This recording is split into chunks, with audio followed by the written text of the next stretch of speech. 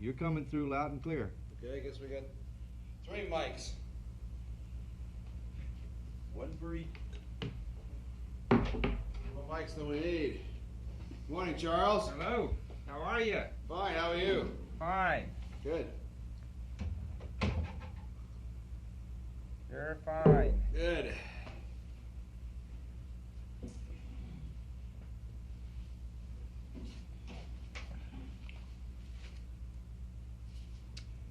Yeah, we tried to go through this, your debrief last night, the printed one. All the stuff that you guys did on tape, your tech debrief, to get those so that we try and not repeat, only amplify stuff. And so we've tried to come up, we don't have much time to do that, but I hope we got most of that stuff.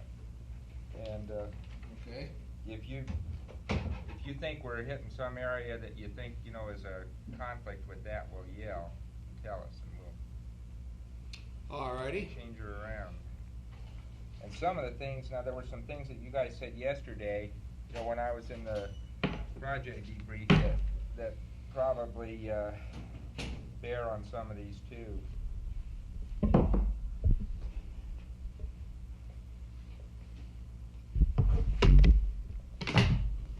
Good morning. Good morning, Ed.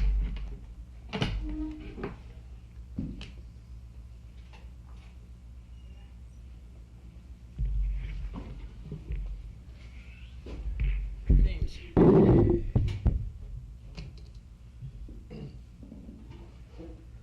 It's cold in here this morning. Yeah? Good morning, Bill. Hi. Hey, Craig. Are we using those mics? I don't know. They're hot or not. Found them on the floor.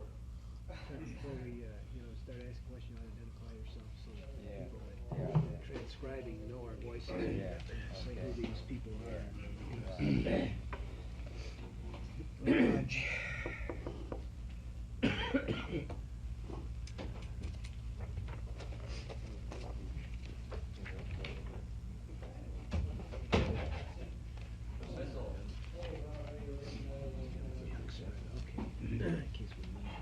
Somebody know about sources of calcium, sources of calcium in the diet. Sources of potassium in the diet. Yeah, I'm gonna get that from somebody. Yeah, I think Smith and Rapp would know that. Yeah, I'd like to know how much we really had. I don't know offhand. Yeah, I don't either, We don't have any. but that's some stuff I'd like. Saw a picture today. It was a lot better than the one they had yesterday. More interesting too. Yeah.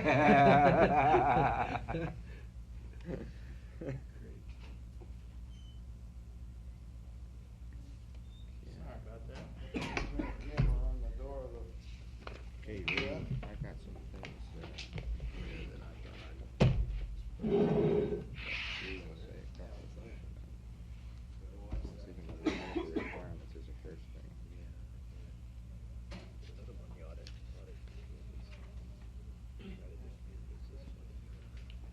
We should have. Yeah. It's in the, Yeah. Yeah. That's gonna be hard to do. and watch the action. I don't know. There isn't anything you can do. I heard what you did. Okay, the show's all yours. What kind of a format do you have in mind today? Okay, Questions and answers. yeah, questions and answers. I guess we ought to, for the tape, identify this Dr. Berry and for the medical debriefing, and I'll try and ask most of the questions. If people have some here, we'll try and hand them in that way. If they're not, will you identify yourself? And I think they can identify you guys' voices pretty well already on the tape, so there shouldn't be any problem with the tape thing. Chuck, I think we're gonna have to peek up those mics. They're not loud enough? It's a little down, yeah.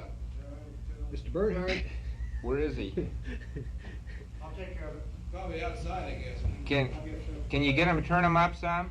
Well, We can yell for a while here if it'll help, and then we can get them to turn them up some. give us a test count. You just speak up loud. 1, One, 2, two. 3, 4, 5, 5, 4, 3, 2, 1. I think it's coming out of those. Is that where it's coming from there? Craig will get somebody in. Ah. Say something. They got Tom. Try it again. 1, 2, 3, 4, 5, 5, 4, 3, 2, 1. Test out. Sound any better, it's way down. Ah, I think the knob's wrong on this. Mark, You're you reading jumped it about loud and clear back there. Yeah. well, it's not coming in They're there not though. getting it loud enough in there. They're not getting it in there. Okay. We can hear them great, but they're not hearing us very well. We're hearing both of you real fine back there. They want that mic turned on. Yes, inside. Inside. The speaker, not the mic. Okay. That's better, whatever they did. I set it on the minimum setting in here instead of the max. The max seems to be then and vice versa. Oh, really? Hey, that's a lot better. Okay, that did it. Okay. It's labeled wrong. They're just screwed up in That's there. too much. Yeah. Yeah, we can hear you loud and clear now. It's great. Okay, that's good. Okay. Good show. Okay.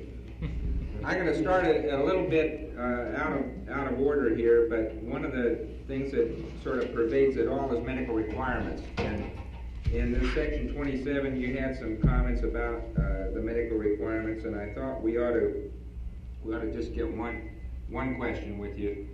In explaining the medical requirements, we have one opportunity to do that with Dept, of course, at the time that we're trying to get the medical requirements document published. The second, the only opportunity we really get to go over that with you was at the 30-day debrief, 30-day briefing prior to the flight. Now, did you guys feel that you had an understanding of what the requirements were? Because when I read this, it sounds like you did not. Is that true? I think I read the forms, Chuck, and understood in general what you were after, at least the number of sessions we had. I think it's a question of degree here. Yeah. Okay. Well, one of the things we try is a very valid thing, like Al's comments about, you should substantiate the requirements. No question about that. They should be clear. They should be clear to you in the sense that you ought to know that what you are doing is worthwhile and the stuff is used and it isn't wasted somewhere down the line. Somebody isn't just doing it for fun. Yeah. And we try, that's something we try to iron out pretty hard in our own house. And one of the things I'd like to do is if you guys end up at sometime before the end of the quarantine period here and have some time, we ought to have that data together by then. And then prior to the time that we end up getting you out, if you've got an hour sometime, we might be able to go over with you and show you, here's what we saw with you with the lab data and the whole bit, and say, because it's very hard to get back together again after you get out of here to do that sort of thing. Everybody says they'd like to know what happened to them. We could do that to you in here and tell you that, and here are the samples that were used to do that, so you have some idea, understanding about how that happened. Would that be worthwhile to you? Yeah, the comment was made not from a point of view, a specific complaint about our flight, but just, I think, a continuing understanding between the two directorates. We agree. Ahead of time, because it's the kind of thing, well, just like with other scientific experiments, unless the crew understands the reasons and agrees with it, the thing isn't going to be a successful experiment. Amen. So the comment wasn't made from a point of criticizing anything specifically about our protocol at all. Just to reiterate what everybody ought to know but doesn't always think about. Yeah, good. And I think, Chuck, also, probably the last few weeks before flight is not the time to try to brief the crew on the medical requirements. At that time, their thoughts are quite a bit on other things, and perhaps it needs to come earlier than that. That's a good point. I think each one of us is concerned with ourselves medically, as the medical effects, the physiology of flight, et cetera, et cetera.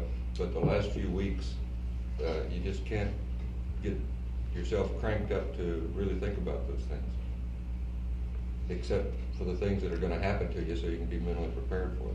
Right. I think I may have precipitated that comment, at least when we got that area and started that, about And I guess it really wasn't a complaint, Chuck, as much as just a statement that it's a drag, you know, going through collecting urine for 24 hours and so forth. And, No question. And you know, I just wanted to toss it in that you sure hope that it's worthwhile, and I think it would be interesting to sit down and see what you're really doing with all that. Good. I think that's really needed because we're trying to do that right now with the Skylab crews to tell you what we really know about what happens to man, what we know from the Russian side of the thing as to what's happened on even their longer one, put the thing together and say, here's what we don't know and why we need to know it. Well, I think we understood, or I understood your need to work out the total body water depth, but the actual mechanics of how that fit into a 24-hour urine collection 6 times and all the blood drawing and how that all fit into the picture, the theoretical picture you were painting for us, I never understood that. Good. Okay. Fair enough. You know, I think everybody understands all these things. Why don't we make a specific recommendation at this point? Now, you know, all the flight crews have a training plan which is set up about the time that the flight crews are designated. And includes all kinds of things on the simulators and scientific briefings and everything else. And why wouldn't the best way to do it would actually to schedule a time for medical briefings early in the training program? Because I think if you all, conversely, if you all feel that an experiment's worthwhile doing, you want to get your protocol settled early in the game so you have all the equipment or whatever you need. Amen. Ready, so that it will be a satisfactory test. So I would suggest that maybe sometime something be scheduled in the crew training program early in the game. Yeah. And I should Where think it becomes one of those things you've got to check off, like systems briefings and everything else. And I should think that briefing should consist of a bit of the theoretical thing you're trying to do, followed by the mechanics and the protocol. Of what that means to you. Yeah, that's right. The mechanics of how you go about doing it, and the number of punctures, and where you're going to do it, and how many urine samples, and this sort of thing. Great. Just so the guys understand. Great. Okay. Will do. I think that's great. I'd like to go back and pick up one then on the exercise area. You mentioned this in the debrief, and you mentioned it again in the yesterday. But can you give me some idea? Now you said you missed, as I remember the debriefing statements here. You commented that you missed one day on the way out and one day on the way back. And can you say what you did in time? What the exercise consisted of, what you did roughly in time. I know you won't know to the minute or second or anything, but as roughly as you can. And then if you have any idea, did you try and judge what you did as far as, did you try and get a heart rate increase, or did you try and judge your exercise level in any way? And this is particularly important for us in trying to separate out the effects that are different between the two of you who are on the surface versus Stu, who was in the spacecraft all the time. So we want to keep that, we want to get that straight if we can. Could you just sort of brief the exercises to the way you did it? Maybe each of you have to do it because you probably did it differently. Well, what we were shooting for was about a 10-minute period per day, exclusive of the 2 days of lunar surface activity for the 2 of us. And Stu was going to try to get about a 10-minute period per day for including those days. The method of exercise during the 10-minute period was to use this exogym device which we have, and to operate that in such a fashion that the old, what they call the big 4, where you start out with your legs and your feet in 2 loops and your hands controlling the friction device from a crouch position to a full stretch out, and do that several times. Then hold the fixed loops and use the legs on the movable loops, and then hold the fixed loop with the toes and use the biceps on the movable loops. That's the general pattern that we tried to follow, but we didn't make all of those time periods. We missed the first day out because of, well, we didn't have it scheduled the first day out. Well, it was in the flight plan, but we hadn't, I don't think anybody's gonna exercise the first day anyways. No. Yeah. In fact, it should never have been in the flight plan to exercise the first day. Pretty hard to get that in that first day. I don't see We how had you the problem do with the docking probe, so that puts it behind. it. You don't really need it in that first day anyway. Pardon? You don't really need it in that first day, is the truth or no? Well, in retrospect, I think that it would probably have alleviated some of the sore back muscles that first day if we'd gone ahead and done it. In my case, anyhow. It was kind of like one of those things where they said, okay, you want to exercise, we put it in the flight plan. I said, yeah, we gotta have it in the flight plan, we won't do it. Where are we gonna put it? I said, put it in before lunch every day, before the mid-meal every day, and that's how it got in there. Okay. Now, you said exergym, or is it the exergenie? Extra gym, I think. Exergym's a trade name. Yeah, Yeah. they're both similar devices. It's the same thing, it's the friction one, yeah, okay, yeah, okay. And so 10 minutes a day is what you had programmed for the thing, and did you feel that you really got a fair amount, did you get up any increase in breathing rate or heart rate that you were aware of when you did it? Yeah, we didn't do it quantitatively, but certainly, Yeah, I always tried to stop short of cracking a sweat. It's just not desirable to get all sweaty in the spacecraft. And I felt like I was pulling it somewhere around 10 to 15 minutes. I could feel the heart rate going up and the breathing going up, but I would never do it to the point of a sweat. okay, And it's not a vigorous exercise, it's more of it's a tension exercise. right. We put enough load on it to where it was a hard pull, but a slow pull. Okay, Stu, did yours go about that same way then for the whole time, even when you were No, alone? I'd like to just summarize exercise, in my case. I probably didn't exercise as much in retrospect as I would have if I were doing it again, for various and sundry reasons. One is, you don't feel a need for the exercise. You just got to say, well, I'm gonna go do this.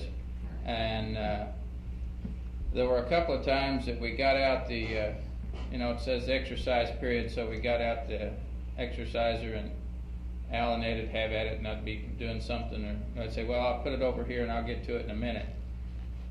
And then I know on one occasion, several hours later, I finally got around to getting it and doing some exercise on it. I'd say probably 5 to 10 minutes was the length of time. I would strain pretty hard. I didn't work up a sweat, but you use this thing, you can use it about any way you want. You can drag them through the ropes, or it's really designed to where you hold and do an isometric first, and then go right from the isometric into the isotonic, and you get the whole schmear. So I'd hold pressure on the thing and strain against it, and you can strain as little or as hard as you want, but I'd strain reasonably hard and then relax the tension and pull it up. But I'm trying to think. I'm sure that I missed one exercise period on the way out completely that Al and Ed got in. I did no exercise at all in lunar orbit. Thinking of the exergym was never even crossed my mind for those 2 days. And then in preparation for entry, I said, boy, I'm really going to hit that on the way home. As it turned out, I barely got in the one exercise a day that we did on the way home. So I would say overall, I'm sure I didn't hit the exergym as much as I probably should have. Okay. I don't know how, from my point of view at least, how you, in a case like this, where you're trying to correlate the relationship of the exercise that Ed and I did, for example, and its benefits or lack thereof with respect to the lunar surface period, which was over 30 hours.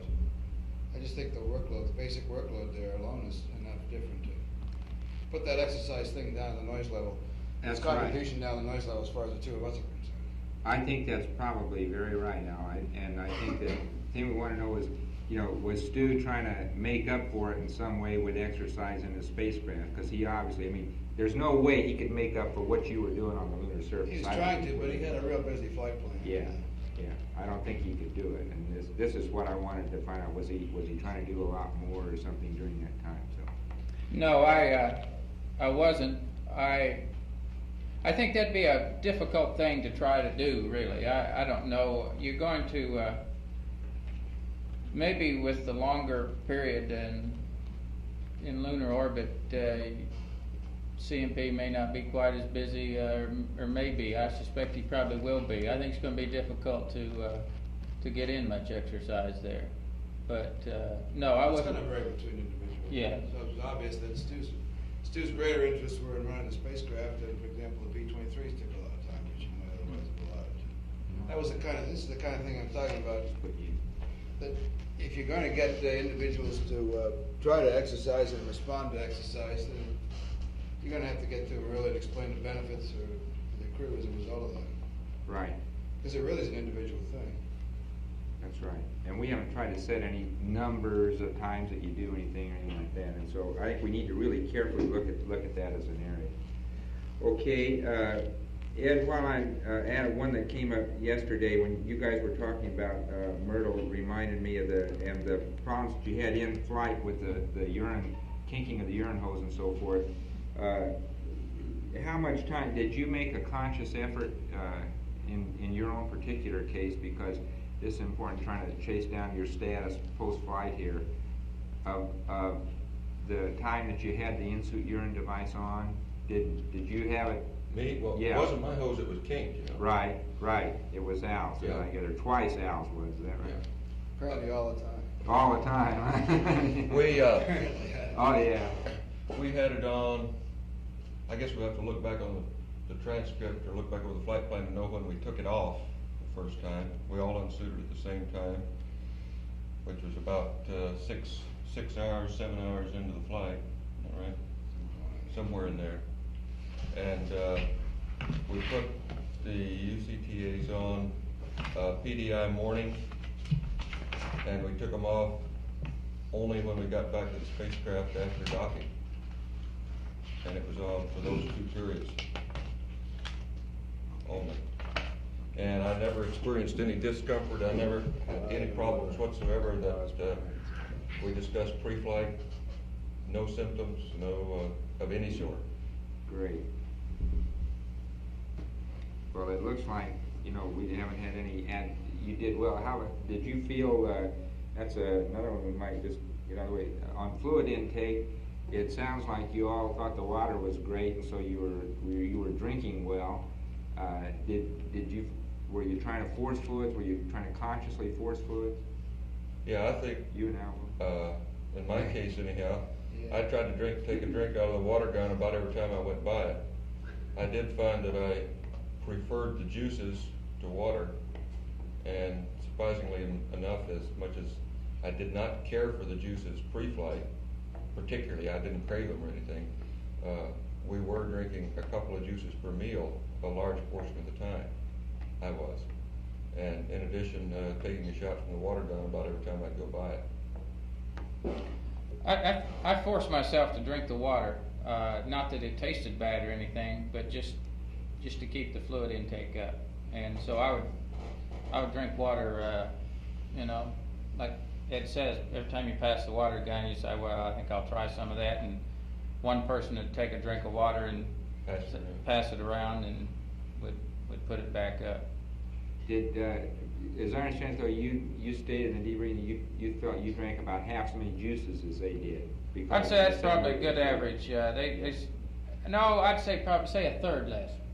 A third less in juices. Mhm. Okay. Yeah, you drank 2 juices at some point. Yeah, I drank 2 occasionally. Toward the end, I was drinking 2 more than I was, because a lot of times you drink a cocoa and a juice, and I'd bypass the cocoa, and I'd just drink a juice. So I'd say probably, and this is a wag, but I'd say a third less juice than they did. Okay. Well, I think I kind of decided I was going to try to do everything I could to end up in as good shape as I could at the end of the mission, which included keeping the fluid intake and the food intake up, as well as the exercise. and that's generally what we try to do. You did a great job of it, I might We add. had try to get 2 juices per meal most of the time. Okay, there was a question here about for you particularly, so did you eat more, do you feel, while they were with you, Al and Ed were with you in the spacecraft, and when you were alone, eat and drink better? I saw in your food thing. Well, I'd say, excuse me, go ahead. I saw in your food comments there that you had difficulty, the food preparation thing you'd have preferred if you'd have had some canned things you could have opened quickly and gotten to when you were alone that way, and I can surely understand that. I think it's something we ought to look at. But Well, that's the way I did eat. Yeah. Because we had them there. I guess it didn't come out right because that's the way I did eat in lunar orbit. I would say, I'd say the answer to your question would be yes. That I ate more when they were in there, but the idea of people being together is nothing in that. It's a time factor. yeah. You know, during the coast phase, you have more time to worry about eating. During that lunar orbit phase, I didn't have any time at all, and any extra time, and particularly with the troubleshooting the Hycon and so forth. So I didn't have the inclination nor want to go to the trouble of trying to mix up a meal as such, and I didn't much like the going to all that trouble anyway. So I opened up, a can of that chicken salad, I think it was, and I had that for breakfast, and then a wet pack, and that's the type of food that you can really get to in a hurry and eat. Right. So I wouldn't say overall that I probably ended up eating too much less, but it was a little different rather than sitting down and mixing up a rehydratable pack and Right. so forth. So the total amount you don't think was any different because you're there, but it was just different kinds of food then? It may have been a little less, but Do you personally feel, now the weight loss is involved here, yours, that they, you got 1 pound each here and you got a 10-pound one, and I heard your comment about the scale yesterday too. But do you have any personal reason why you think there's that much difference in the weight loss? I mean, is there anything that that you've personally tried to account for it other than food intake, water intake, or anything of that sort? no, I'm not sure that there's anything magic about the 0G or the flight. I would suspect I'd probably lost several pounds if I'd eaten that same menu and sat right here. I probably think that I was 3 or 4 pounds overweight when I went into the flight. As a matter of fact, I'm not a big eater, and during most of the time you come up on training, I drink a can of Sago and a can of V8 juice for breakfast, and then I eat a sandwich for lunch, and maybe drink 2 or 3 cans of beer and eat a sandwich in the evening. And 2 or 3? Yeah.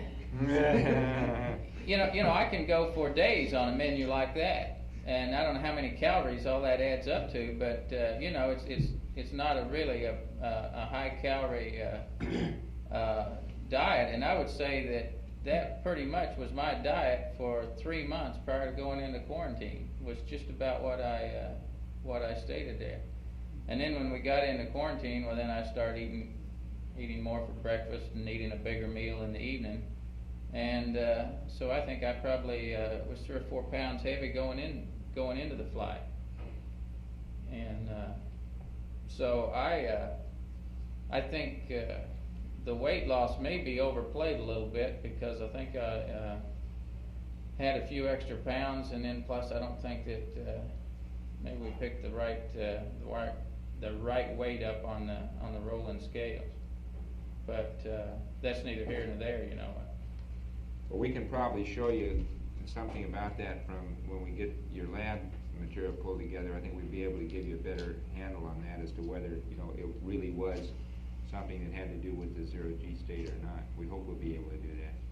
So we'll try. Well, if I could just add a general comment, which I think reflects the consensus here, the three of us, that with respect to the food in general, the type of food, the method by which it was packaged and so on, and the degree to which we liked or disliked it was primarily a function of the level of activity in the flight plan. That the business of going into the pantry and taking time to select foods and drinks and so on is fine during the quiet periods of coast. That things like spoon packages are good if the level of activity is not too high, but certainly if the level of activity is high. The wet packs and the cans, and that's about all you want to take time to fool with. I think this is a general comment that really reflects our consensus. It was a time-consuming part of the day to prepare meals, get them out of the food box, get them all laid out, cut all the tops off of them, get all the water into them, get them massaged, and go about eating. Get the pill back in there when you're through. You know, it took a lot of time. It's an effort. You're right. And you know, it's a lot easier to open up a can in a wet pack, and then you think it's a lot of trouble to even mix up the juice. But you know, that in that way you got your meal and you're through and you're on your way. Right. Okay. The cooking problem, quotes, is still a problem. It's still a problem. Which has been fairly common, I guess. Yeah, I think if you got plenty of time, you don't mind spending an hour or so. As a matter of fact, it's a very pleasant hour. Yeah. It gets rid of that time very effectively. But I would say in my case that watching these guys eat, you know, they went right down the menu, and so I thought, you know, I really should do that, but I just didn't have an inclination to eat that much. I'd, you know, even though you know in your own mind, you know, hey, you ought to do this, you know, and you ought to keep yourself, you know, eat just as much as you possibly can. I just couldn't get around to doing it. In fact, several times I'd mix the food up. And then by the time I'd eat a couple of packages, you know, I just couldn't get to the third package, and so I'd put it back in the pantry. Well, Stu, one of the things that's going to come out of that is somebody, you know, reading the debriefing itself. The obvious question comes up: okay, was your lack of appetite itself? Was it just plain lack of appetite, or did you really have any discomfort in your, as far as the gut was concerned at all? Anything that you felt was pathological in your loss of appetite due to the environment or anything? No, I don't think there's anything of that. Like I say, I think it boils down to a lot of just too much food. You know, if you bundle up one of those meals, and there's just too much there to eat. Were any of you ever thirsty in flight? Did you were feel dry. thirst? Yeah, you were dry quite a bit. You know, you'd have a sensation of dryness, and you'd want, and water, you know, or juice would make you. Want some water? Yeah. Did you, while we're at it, we might just wipe out the water thing. Did you guys drink the water in your suits? EVA? I did. Ed drank all of his, I just drank about a third of it, I guess. About a third. On the first one, I don't know how much of mine I drank. I thought I emptied the bag, but apparently the walls of the bag got around the drink tube, and I didn't get it all out because it drained down around my neck during the sleep period. Okay. I had a leaky one also, which I took out between EVAs. Okay, did you fill them up again then when you went out second EVA? Yeah. And you think you drank about a third of yours both I'd times? say, yeah, I didn't really stop to drink too much. Yeah. Okay. And I drank on mine the second EVA, and I can't remember whether I drank it all or not. If I didn't, there may be some still in it. Okay. All right. Hey, one other comment on while we're on that eating, before I forget it. We ran completely out of these bite-sized packages, you know, and to me that was the best thing we had. These little, you know, turkey sandwiches, cheese sandwiches, and that sort of thing, because that was a no-sweat operation. You just clip that off in a can of juice, and you could go at it. So I really liked those, and I eat all those generally that I could get my hands on, and we ran out of those. Well, we ran out of most everything else too. I mean, just about anything. No, not really. I had all kinds of food. If I may make a comment, if you don't mind, about his eating and drinking habits. This flight plan is really something that he worked on and developed before the flight. It's a busy flight plan. It's a full one. And it was my impression that he was more interested in being sure that the flight plan was done properly than eating. Oh, yeah. I think that affected it to a great degree, which again gets back to the level of activity versus the. If you guys can get a little, for example, those drink bags, get a little diaphragm on the end, just stick over a needle and pump the water in that way, and shake it up, pull the plug out, and drink it out of the same deal. That would be a lot easier for those drinks. I mean, for the juices and things, you mean? All the cutting. Yeah, so that you don't end up having to sort of feel you got to drink the whole damn thing once you get it done. You see, you got a drink bag, and you got a little gnarled thing that's all sucked in, the plastic is all folded down. Unless you Right. got it exactly right, first of all, you can't get it at the nozzle without having it leak. Then you get it all done, then you got to go cut the other end. And I was just thinking maybe it might be an easier way to put a diaphragm fitting on there that will, you could stick over a hypodermic type of thing and get the water in that way. Might be a little bit quicker way to do it. Okay. Anything you can do to make it easier is going to help increase the consumption, Right. particularly during busy time periods. Okay. But could we get you? This is going to involve just really Al and Ed. We'd like to have you describe as well as you can the things that you did with your bioinstrumentation harnesses because it's very hard for us to be sure exactly what happened. We don't have that stuff back yet. We're going to set up. We've got to develop a plan to troubleshoot it. And as the thing that happened with yours, Al, just from our You want point. the actions, not the words, huh? Pardon? You want the actions, not the words. The actions, not the words. Yeah. Okay. Well, you said in some of the words too. But from our point of view, what happened with your particular harness is everything was fine when everybody left the MSOB. Okay, when you got into the spacecraft, right after you got apparently when you were getting cinched down somehow, because we had about 3 minutes or so after you were in the couch of good data on you. Then we began to get erratic data. It began to wander. The baseline began to wander all over the place. That continued to get worse and worse, and pretty soon it was going just full scale, which was totally unreadable. So the question was, okay, it was a question about hatch closure at that point in time. We decided right then. I said, well, hell, we're going to go without that because I'm sure it's a sensor, and the only way to get at it anyway, we asked you then to try and press on those things. If that wouldn't do it, if that wouldn't reseat it, then the first opportunity would be when we got you actually in flight. Now, we don't know why, but it came back. It was gone still when you went over Australia. As you came back up on the States, magically, there we had data. And we went back to the MSOB from the firing room to catch that pass, and there you were, whap. That was beautiful, just as if nothing had ever happened. And you hadn't done a damn thing, because then we asked them, had you done anything? Now, as we understand, when you looked at that sensor then, that you did have some material had leaked out from underneath it, and we understand that you replaced that sensor, you cleaned up and replaced that sensor. Is that right? We didn't replace the sensor, no. Okay. Just to Cleaned it off, refilled it, put a new sticky back on it, and put it back on. Yeah, okay. That was the second day into the flight, though. Yeah, this was Yeah. like the second day. Right, yeah. That was the first time that we really, and that we asked you to do that then because we thought we'd get it out of the way before you got into the, okay. Now then you had another. I also changed the adapter, the CWG adapter, because at one time in the flight they said my comm wasn't very good. Yeah, your comm was terrible, right. We had a spare adapter, and so we changed that. Now, exactly when that was, I don't know, but That was pretty early too. I think it was the first day, perhaps. Yeah, I think it was the first day.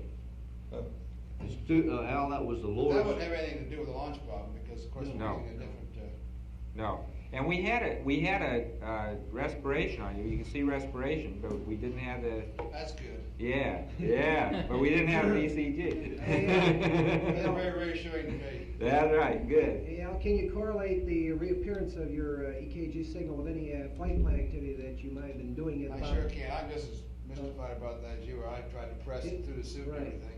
It You know, happened. you can't feel anything through the suit. Well, you were free then, though. You had your helmet and gloves off. It was 1 hour and Yeah. 30 minutes GET, Al. I don't know if that rings any bells to you. Helmets and gloves are off at that time, and we're moving around with the post-insertion checklist, and there's some movement in the couch, so I dive in and get some things and pull them out, unstill that sort of stuff. It's probably, it's just gotta be that you were probably just, it was in the cinching down in the couch that it probably loosened that edge of that sensor somehow a little bit, and, I don't know why, but. Or put a crimp in a lead, or Yeah. brought it into contact with something else. Yeah, cause it sure came back fine after that. Okay, then the second time, what else then did you have with yours, Al, from your point? What else did you do to the thing then on it? The only other thing I noticed was about the, next to the last day, that the thread coupling between the sensor line, sensor harness, and the belt, the little transducer in the belt. On top of the signal conditioner? Yeah, it stripped the threads. I could get it to hold a little bit, and apparently the signal was fine, then it would slip off. Right, it came back beautifully when you tightened it. But then, when I unsuited it at the end, I noticed that was loose, so the threads apparently stripped on that. Apparently I got it cranked down too hard. Excuse me, did you routinely disconnect that connector at the signal conditioner for sleep or for bowel movements Not or for anything like sleep, that? for bowel movements and for swabbing down, cleaning out process, yeah. Anytime you pulled your clothes off, to either change clothes or put on the LCG or use the blue bags, what have you, we all undid those, I believe. Okay. Yeah, that's what it's- And then, you didn't replace anything, you didn't do it, have to, reseat any sensor after that? That was the only other thing you had was the That signal? was the only time I took a sensor off. Was that first And time? that call was correct, because when you took it off, you could see the seepage of the electrolyte Right, fluid. Same with the, okay. How about yours then, Ed? The only thing I replaced was that one sensor, Which one was and it was, did you the replace same. the whole sensor? I don't mean replace the sensor, we pulled it off, cleaned it out, refilled it with electrolyte, put it back on, it was the same. Just the same outlet? Put a new donut, new sticky donut. Okay, you did not take the harness out of the kit and replace the whole harness? No. Okay, because we thought you had done that, and, that.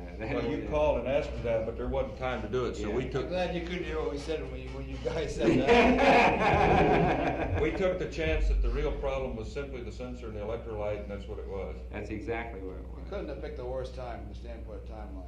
Is that right? We're just getting ready to go into the lab, you know, and boy, everybody's all asses and elbows and suits and underwear and gear and books and everything all over the place. And I was sitting there half dressed, I didn't wanna go any further till we got a go on it, we couldn't get the high bit rate up for you guys to look at it. Right. And so, I remember there just that. wasn't any time left, so we changed that when I went ahead and dressed. Hey Ed, you know when you came up there though, the data, you gave us about 2 minutes, when the high gain did lock on, and we got 2 minutes of data, and it still showed the loose sensor. Now, what did you do the second time? You came up, asked us how the data looked, and we said it looked poor, yet we gave you no go on the suiting to change out the harness. I don't recall exactly the sequence of events. When I called and asked for you to check it, Yeah. as far as I know, we did nothing after that except make sure everything was cinched down and went ahead and dressed. Didn't you do something with the fluid in there? Yeah, but I had already done it at that point. I did that once. We did I changed the electrolyte. When I called and asked you guys to check it, I did nothing after that except just make sure everything was secure. Yeah, because you see, the first time you called, the data was poor, and that was the basis for the call to change out the whole harness, because we said, well, it wasn't that sensor, and we didn't have time to talk to you, because LOS was coming up, so we said, go ahead and change out the whole thing. But whatever you did, they subsequently corrected it, because it came back beautifully, so we assumed you would change out the whole harness. Sprinkle a little holy water on it. Yeah. Yeah. See, now that you mention it, you know, I just can't remember precisely when we changed it, but I'm thinking that it was already changed at that point.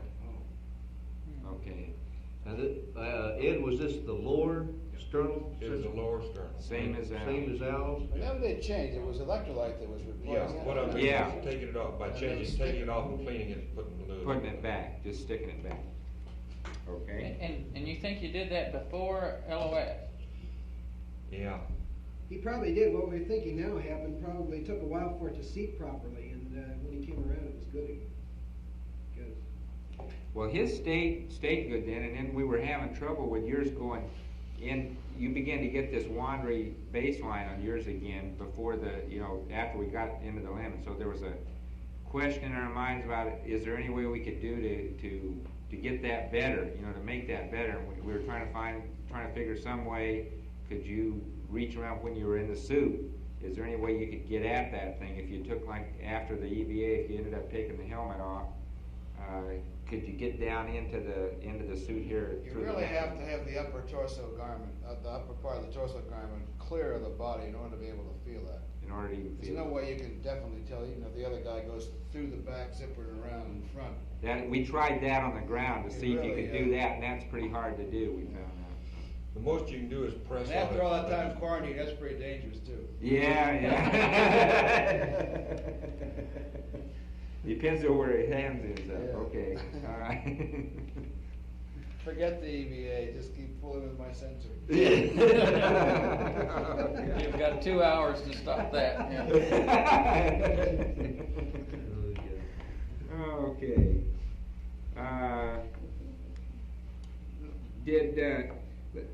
The thing we got from the sleep, and which I think is fairly well covered. If you have anything to add to that, we'd like you to. But what we got out of it is that all of you pretty well never really had a solid long sleep period. That it was broken, and it was things like a couple of hours at a time or something. And I gather that the reasons for that varied. You had some difficulty with wanting to feel some pressure. In Ed's case, I know, and Al mentioned this too, and Stu didn't like the couch, and then you ended up in the limb. The thing was being in the suits all the time, and then the tilt of the limb too. Both those things probably had a lot to do with the sleep activity. Is there anything else that you think you can add? Did you feel that you were rested enough to do the task even with the sleep that you had? Yeah, but I think we were working on reserves. Yeah, I did too. Well, there were 2 days that we felt sloppy. One was the second day out after the excitement of the launch and all that activity and becoming acclimated to the new environment. So we felt like we weren't really clicking along too well on the second day out. And then the day after TEI, although we all apparently slept better after TEI that night, I guess was probably in terms of continuous sleep was probably the best night that we had.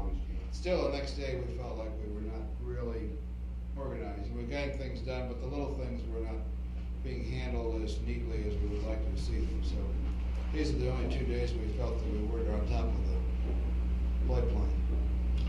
I think, Chuck, I feel that for no longer than we worked for 9 days, that you can get along on a fairly small amount of sleep, and just your reserves and your discipline and everything else makes you do the job properly. But in my case, I felt very strongly that I was on reserves, that physically I was going downhill, and it was of some concern to me that I wasn't getting enough sleep. I knew I wasn't getting enough sleep, and yet I felt fairly wide awake and alert on most of the days, except the 2 days Al was talking about. But sleeping to me was a very insecure experience. Now, how do you mean insecure? You mean because of this wanting something? Yeah, wanting to feel like the best I can say, feel like you were in a bed. Yeah. Wanting to feel some pressure or to be lying on something. It was a pleasant. Could you turn the tape recorder on? I still. I knew we'd get back to that. It was really a pleasant experience to be in 0G during the daytime, I thought. It wasn't quite so pleasant an experience at night.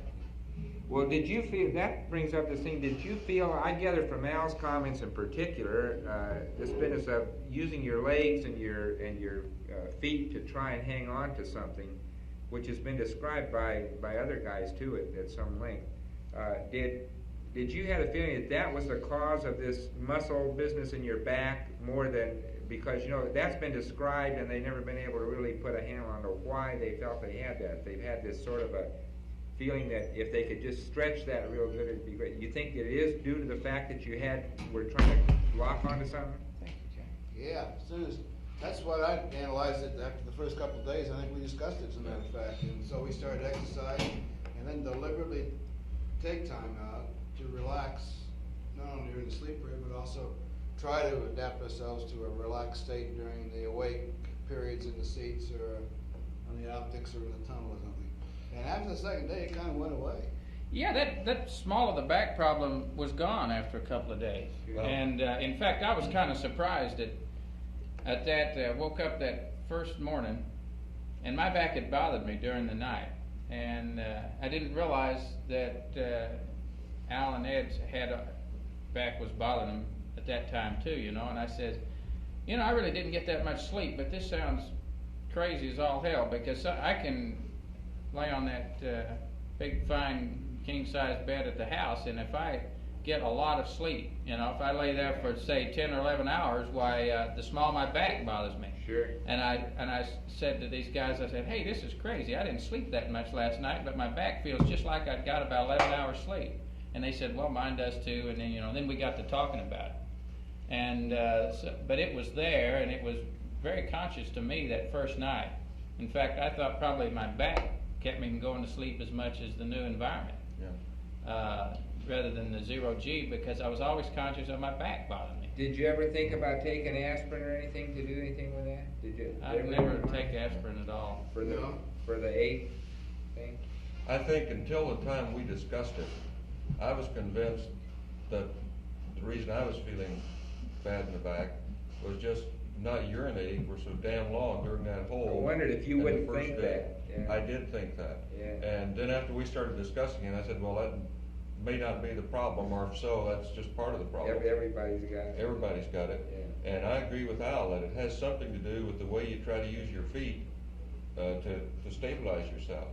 And I believe, although I couldn't see myself, I believe that when I was relaxing in the spacecraft in 0G, I was in a curved position.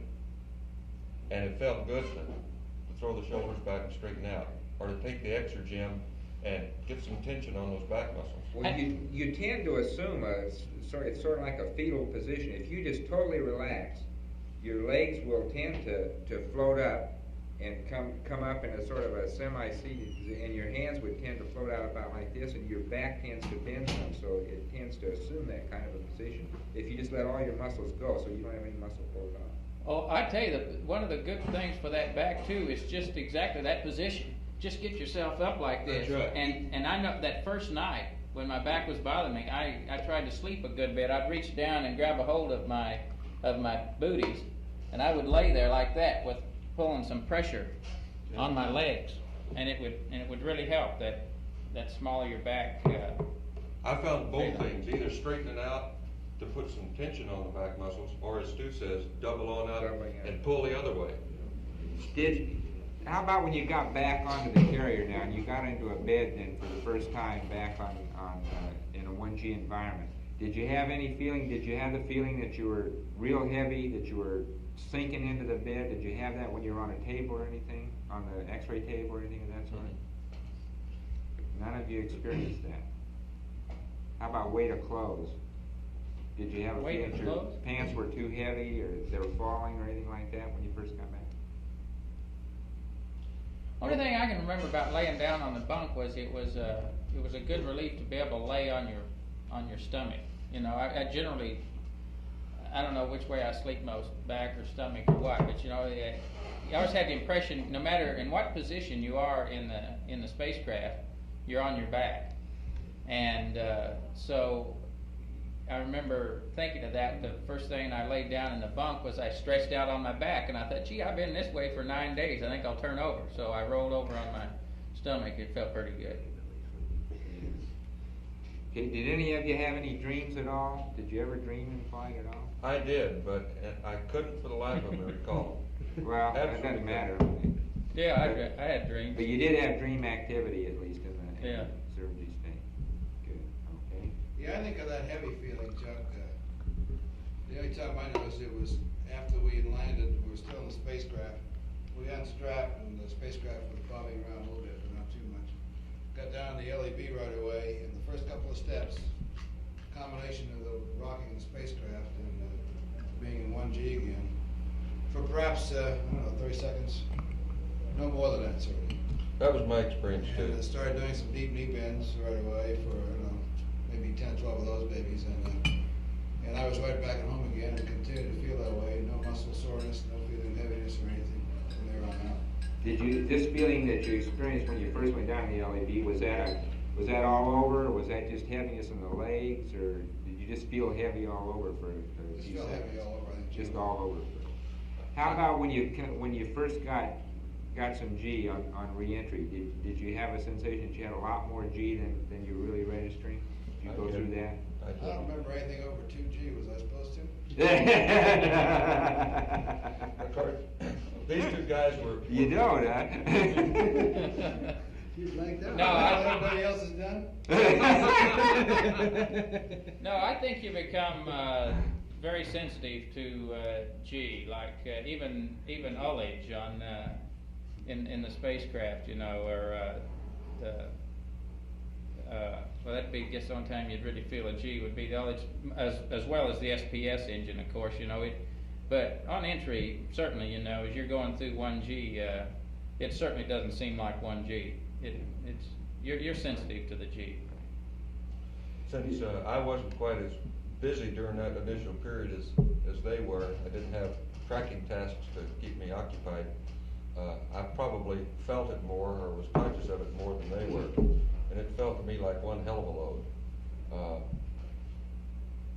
In particular, my one task was to be watching the time, and I couldn't get my arm up to see the watch until after peak G let off.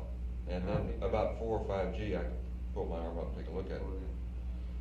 And I had the same sensation that Al did. Right after I got out of the couch, I felt very, very heavy. And then with just a little bit of motion, it seemed to go away. And I'd say it kind of described a very sharp rise. The return to normal was a very sharp rise, and then an asymptotic to 1G, because I still stumbled a couple of times getting out of the helicopter. But I felt fine, except I just didn't have the sureness of footing that I would like to have. But that didn't last as far as footing. You know, that's an interesting thing that the Russians had after their 18-day flight. They had some real marked mobility problems that lasted for days, and you didn't have. We've never had anything of that degree. We've always had some initial footing problem. You know, just getting used to being back in the 1G environment, and then you're on a shift too, which is moving around, and this didn't last for any of you for longer than a few minutes, really getting out of the I house. never felt lightheaded at all. No, neither did I lightheaded. How about putting your feet in the right place? Did you feel like when you were walking that you were walking normally that your steps were normal and everything? That you didn't have to worry about where your feet were? No, I think that up to the point we got in the MQF, I felt that I took a little care to make sure my foot was going where it was supposed to be going. But it wasn't out of the ordinary, you know, really severe or anything. No. It seemed to be improving very rapidly from a very heavy state for the first 30 to 45 seconds after I got out of the couch to within an hour or so after I was in the MQF, the footing was very sure. But I do remember stumbling once going into the MQF from the helicopter, and I didn't see anything to stumble over. I stumbled. You know, I think, hell, you do that right now, though. If you're going to walk out of that door with a television camera on you, and you're going to walk up to the front steps, you'd be more conscious of your footing. Exactly what I was thinking. Yeah. You'd be more conscious of your footing, whether or not you'd been in 0G or not. Sure, if you're realize- carrying a load, you're going to look very carefully where you're sitting. Yeah. You don't want to not get knocked down. Yeah, and you in particular know that, you know, you've just come back from a flight, and people are going to be watching how you're walking and all of this stuff. So, you know, it's in your mind, and, you know, you've got to walk this 30 feet to the MQF, so just naturally you're more conscious of where you're going to put your Well, I may have psyched myself into stumbling for that reason, but nevertheless I did stumble. In spite of the fact that I was conscious of the fact that TV cameras were on. Okay. Did you notice any distortion of your facial features at all? When you look at the TV, the in-flight TV, as we watched you, you know, when inside the spacecraft, you get the impression that your faces are not like they are now, that they're much rounder, that's a thing that you see on the TV. Is that true? Did you feel that when you were looking at each other? No, but I observed that when I saw a picture of us taken from that TV, and I didn't think anything about it until you mentioned it. It looks you look quite round. You look much different than you do now. It's very rounded, but you weren't aware of that. Looking at each other. You know, Al Bean had made a comment of that in the 12 report, that after he got into orbit, he looked around and everybody looked 20 pounds heavier, and I remembered that, and I looked at these guys, you know, they look just as bad then as they do now. I had remembered that comment from Al Bean's report, and I really didn't notice it. Yeah, they were, the 12 crew, I guess, been the one that was the most impressed with that of anybody, and they noted that they felt even that they had redness of the face for several hours after they first achieved orbit. Well, it's the general feeling of fullness, I think. Yeah. Is there. But I mean, just to look at a person and see his face puffed up, I didn't notice that at all. Maybe it was just lack of observation, but Or maybe for the first 5 hours we were too busy doing other things. Observe that. Did you have any sensation that in the first 24 hours in flight that you urinated more than you normally would, than you did the rest of the flight time? I don't know. That's a hard thing to remember, but do you have any idea that you did that at all? I went I know 7 that hours first- without it all. I never used my UCTA. That first one was a whopper, I know that. Of course, you got a lot of excitement to make it a whopper anyway, so it's hard. No real. No feeling one way or the other on that, is there? Okay. Can you comment on the work that you did EVA out on the lunar surface as far as what you felt based versus your ground training? Did you think it was harder, easier, or about the same?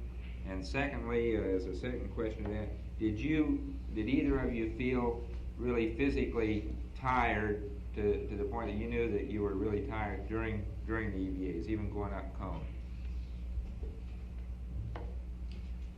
I felt, of course, it was a order of magnitude easier than 1G training. Just no comparison at all, as we expected it to be. And as far as being tired, I think I had already made up my mind that I did not want to sweat on the moon. That I was going to keep the water up and I was going to keep rested enough so that I didn't sweat for consumables and for fatigue purposes. So I never really felt tired. I did feel occasionally that I was approaching the point where I'd have to have more cooling or take a break.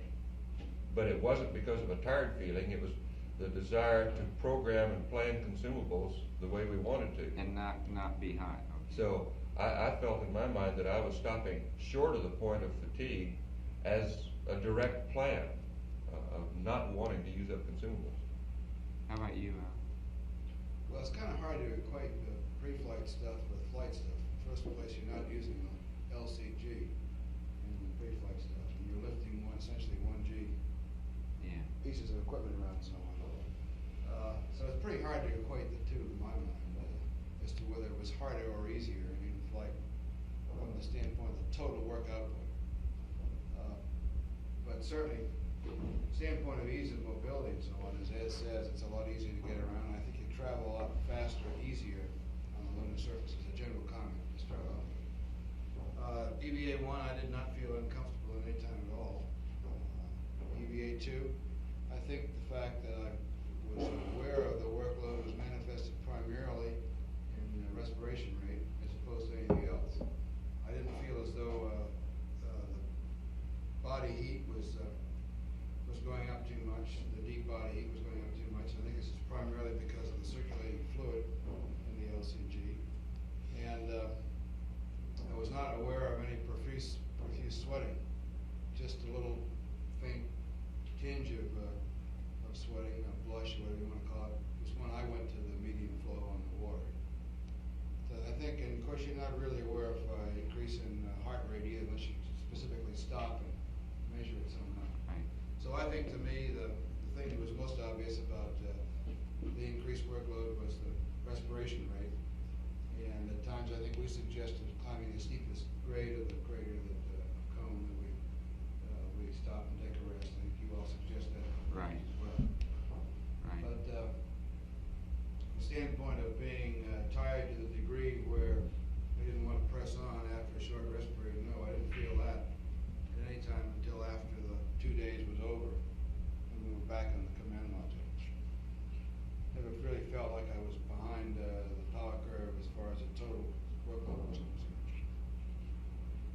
we'll try and give you some firm feeling for what happened with your EVAs when we do this later. You know, we can show you actually what you know. You did have some times where you both got heart rates that were up in the 150 area.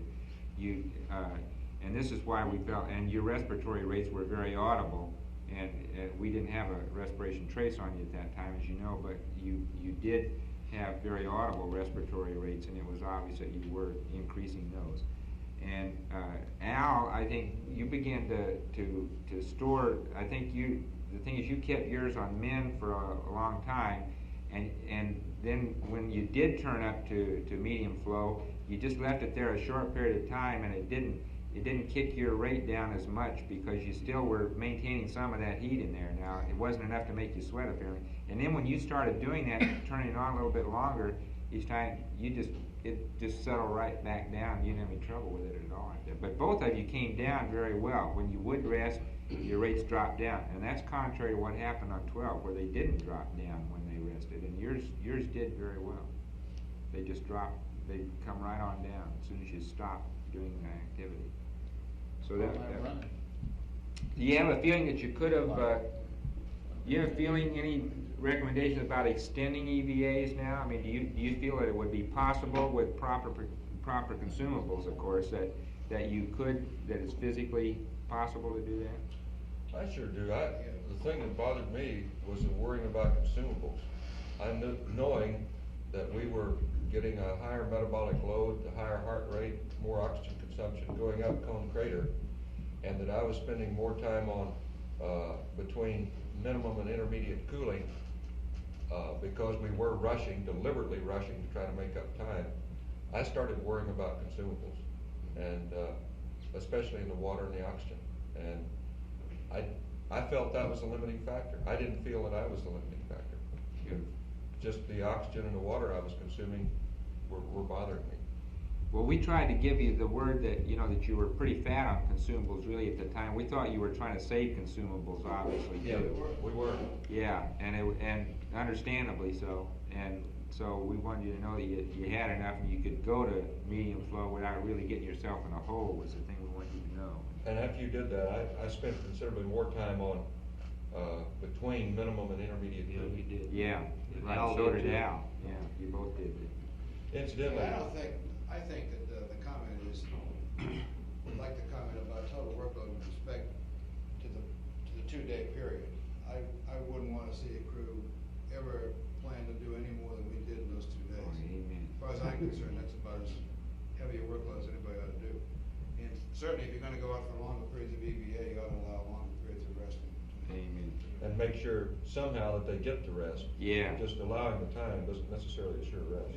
Well, tell me, if you had, in the limb, I gather one of the things that you think would help, of course, would be getting out of the suit. That certainly would help if you could get out of the suit in the limb, no question about that. If you had something for sleep, would you take it? Would you guys have taken it in the limb if you had had something for sleep? Do you think? So.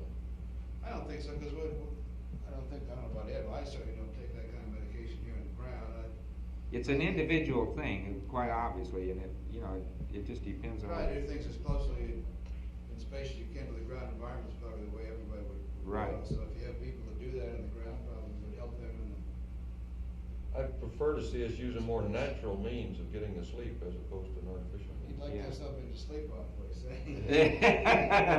Back to that again. I think the suit's the big thing, as far as I was concerned. Yeah.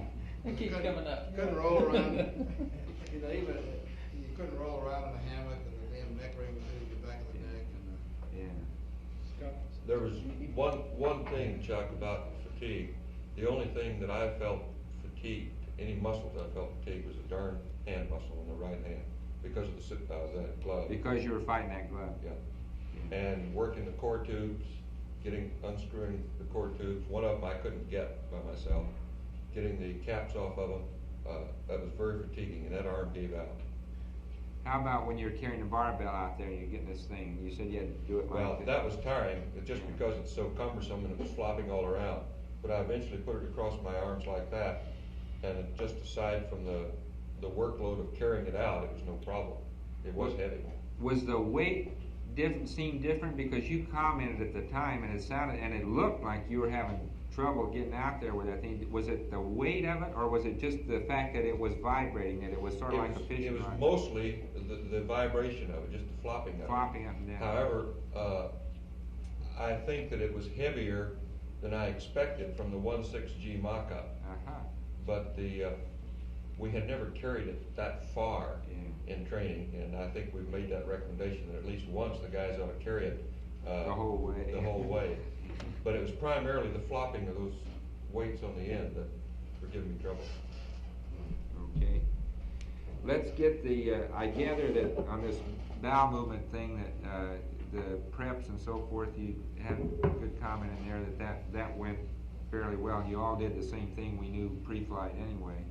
Now, how did it work out though? And the thing, do you remember, can you just tell us each one how you went? I gather Ed went almost to the end without having one, according to a comment. Yeah. Where did you go? When did Betty you? didn't. I went to the morning of the 8th day. To the morning of the 8th day was the first one. And that's the only one, I assume. That you yeah. had fun. I didn't plan it that way. What I wanted to do was to have one bowel movement before we went to the surface. Yeah, I remember. So that would take care of that period of time. And I went around with a bag on my fanny for about 12 hours, hoping I could do something, and never did. And at one point, I even wished that heck we had a laxative aboard to help me do that. I'm not sure whether that's a good idea or not, but it sure seemed like it at the time. And I was really concerned that I need to have a bowel movement while we're on the surface. Yeah. And I got through that period, figured, well, we got it made. Be good to get back to the command module and use the bag, and I still couldn't. And it was till the 8th day, and that was a whopper. Did you ever get any cramps or anything with it though? No You never cramps, had any nothing, gut nothing. disturbance at all with it? Fine. Okay. I wasn't uncomfortable. I didn't even have a feeling of fullness. Yeah, good. How about you, Al? How did your cycle go? Well, I had 1.5 bags on the 3rd day, I believe it was. And then another bag on about the 7th day. Something like that. And no problem with it. I mean, there were normal consistency and sort of as far as But that's really uncivilized. You know? that. I agree with you. Oh, We gotta find a better method. The total hygiene thing in this thing is so archaic. gross. It's unbelievable. I mean, we just got to do better than that if we're going to keep people in space. That's It's really all. the only time we didn't feel civilized, you know? Yeah. You really felt uncivilized during that whole process. The whole mess. Yeah, as a big man. And the ability to clean up afterwards, and in fact, is the ability to maintain personal hygiene throughout the flight. Totally. We need better equipment.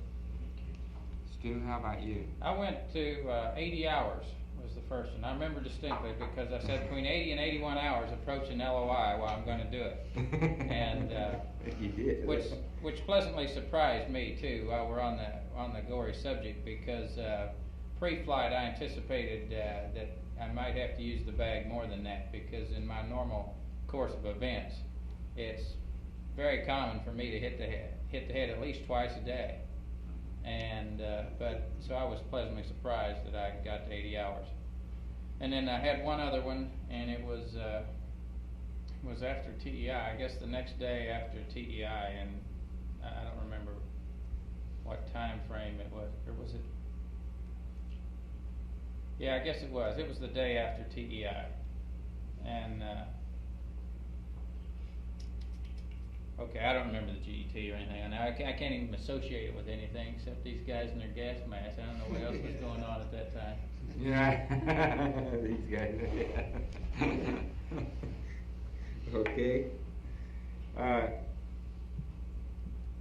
When did you first start to use the nose drops? How far into the? Do you remember what day? 3rd day, wasn't it? 3, I think. 3rd day. And do you feel that was a? I'm a little bit confused about you're describing this fullness, and still, do you feel that this was a thing that was associated with this fullness that was due to the weightlessness, or do you think it was an oxygen effect, just due to the drying and so forth? And I never felt that dry. And at the time, I thought it could have been either or both. And so I just treated it symptomatically with with about one drop in each nostril, and it was completely effective for the next 10, 12 hours. Well, you could hear it. This is fairly routine. You hear this in the guys' voices, and you know they're doing it. You know, you hear this full feeling that they have. Sometimes they get a little bit of hoarse sensation with it too, and it comes and goes. And you described it, I thought, very well yesterday. You know, sometimes in the mornings you'd wake up and it'd be better in the morning. You know, Well, Chuck. I don't know, this is kind of a subjective feeling. I kind of felt that maybe the whole full head sensation was related to a readjustment of the whole cardiovascular system, and therefore, It is. if you could relax a little bit in the evening, it ought to help it. This is my theory. Yeah. Maybe I kind of wished it that way. I don't know. It's just a general feeling, nothing to substantiate quantitatively. And I think as far as the nose drops are concerned, it helped with the mucus, but it didn't help the overall fullness sensation. Did they work all right? I know we got a special one with Stu here, but did they work all right? I mean, did the Just like drop- they should have, or Yes, like I it cleared out expected to. it made it clear out the mucus temporarily, a few hours. Yeah. Okay. And Stu, what about now? Did you just give yourself too big a slug? Is that what happened to it, or? I think I probably did, Chuck. I'm sure that's what happened. You know, I said, well, I hadn't used any up till then, but on entry, you know, and I thought, well, I think I'll just use some of these beauties. And I think gave me too big a dose in the right nostril here, because boy, my eyes started watering, and I could feel it in my sinuses and everything else. And but it lasted maybe an hour, and by the time, I guess I probably did that a couple, 3 hours prior to entry, and an hour later, you know, I think most of the symptoms have gone away. Either that, or you're getting closer to entry and you stop worrying about it. But yeah, I did. I think I overdid it, and I just, you know, I hardly ever take any nose drops or anything, and maybe I just got too much in there. It's probably pretty powerful stuff. It is powerful. I know in 1G or here, if I take more than a couple of drops of Afrin, if I use drops instead of spray, I get the same effect that Stu does. Yeah. It's, Oh, that's not it's a uncommon. burning and a real drying sensation. And it wasn't a lack of briefing or not trying it before flight or anything like that. I think I was just a little overzealous in the application. Well, you know, 2 drops are good, give it 4. Yeah, you know, what the hell. Did you feel that you got any? Did you get a tachycardia with that? Did you get a real increase in heart rate with that? Oh, I don't have the foggiest idea. You didn't feel it anyway. Yeah. Gee, Afrin- y'all had the. He pumped a little more adrenaline. He got mad at us for suggesting that we usually use the gun. Yeah, I was teed off at the suggestion. Did any? You all had some evidence in your ears on the first exam when Bill saw you of having some bubbles in there. And did you have any sensation during reentry that you were having trouble clearing your ears? Any of you? No sensation. No. Surprising to me, I was looking for it. And surprisingly enough, I had no problems at all. Not a bit. I could feel the pressure change, but Felt I mean, like I it- could hear them pop. But you know, I did that too on my suit integrity check. I could feel the pressure. Yeah. You know, and you just sort Sure. of pop it. Hey, I'd like to make a comment before I forget about this voice sounding full. You know, I noticed that you'll do that a lot if you.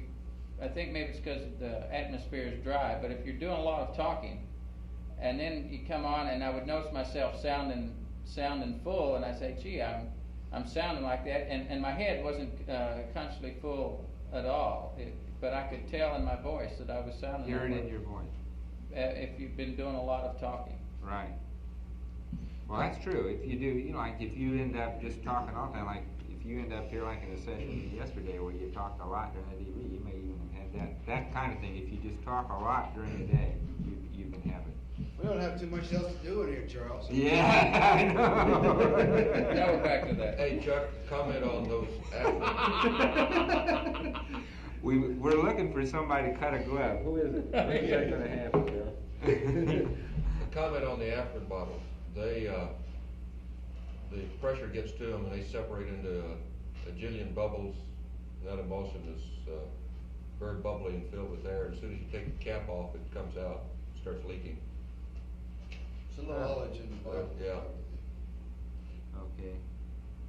And it's kind of difficult to control that stuff when you use it. That was the first time you opened the bottle or after? you- Always, always. Every time you open Yeah. it. What technique do they use for applying the nose drops? Okay, Clarence, so what technique did you use for applying the nose drops? How did you put them in? Very gentle squeeze, trying to get just one drop at a time out. Just put the dropper up. And let Put go. it in there and hosed it. Just like we told him to. Yeah.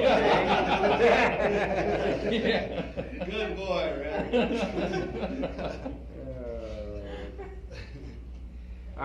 What did you tape those PRDs down in your suits? Tape them? You'll never believe it, Charles. We had zipper pockets. You're kidding! No. It's unbelievable.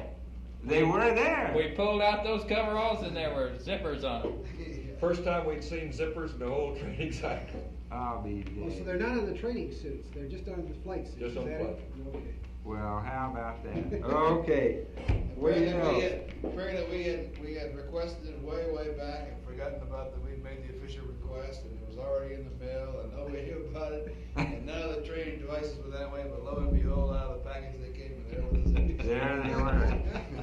Well, that's great. They were great too. Really nice.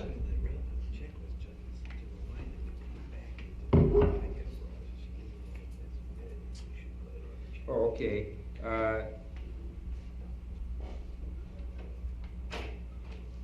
From, I don't understand where that is. Well, when you remove your PGAs, Al, is there a point in the checklist where we should include the removal of the PRDs back into your flight coveralls, or is that not there? Or what? It already says, take all the items out of here. Oh, it does? Okay. It Yeah, says but that happens to be one that's by itself, I see. and if you forget that extra pocket's there, you'll forget it. Well, now, it's listed in there, when we take the suits off the first day. I guess, you know, and then when you bring the suits back over, from the limb, why, you know, pretty rushed timeline, that, it wouldn't, I don't know whether it'd be any good to put that in your timeline book or not, because that time your main purpose is just get the suits and get them stowed. Yeah, you said you jerked them down and got them zipped up in those bags pretty fast. Right into the bag. Okay. Probably wouldn't hurt, I guess, when we list the items to take out of the suits. When we come back to the limb, we can just add PRDs in there as another item. We Yeah. list sunglasses and pencils and all the rest of them, we can add PRDs. That's what Hey, sunglasses remind me. When you said you used sunglasses, you're the only one who did use some sunglasses. Corrective lenses. Is that right? I used prescription lenses. corrective lenses. Oh, okay. When did you use the corrective lens? A couple times when I had to read small print in the flight plan thing. In the command module deal. Yeah, with the helmet off all the time. I didn't use them.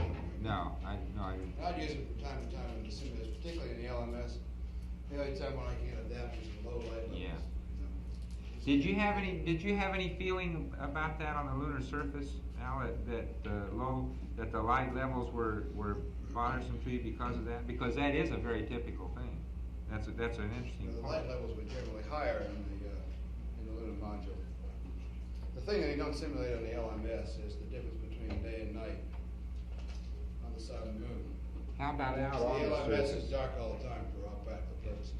How about out on the surface, when you were actually out on the surface and had your visor down? You know, Did those light levels bother you at all? I mean, did you feel that you were having any difficulties in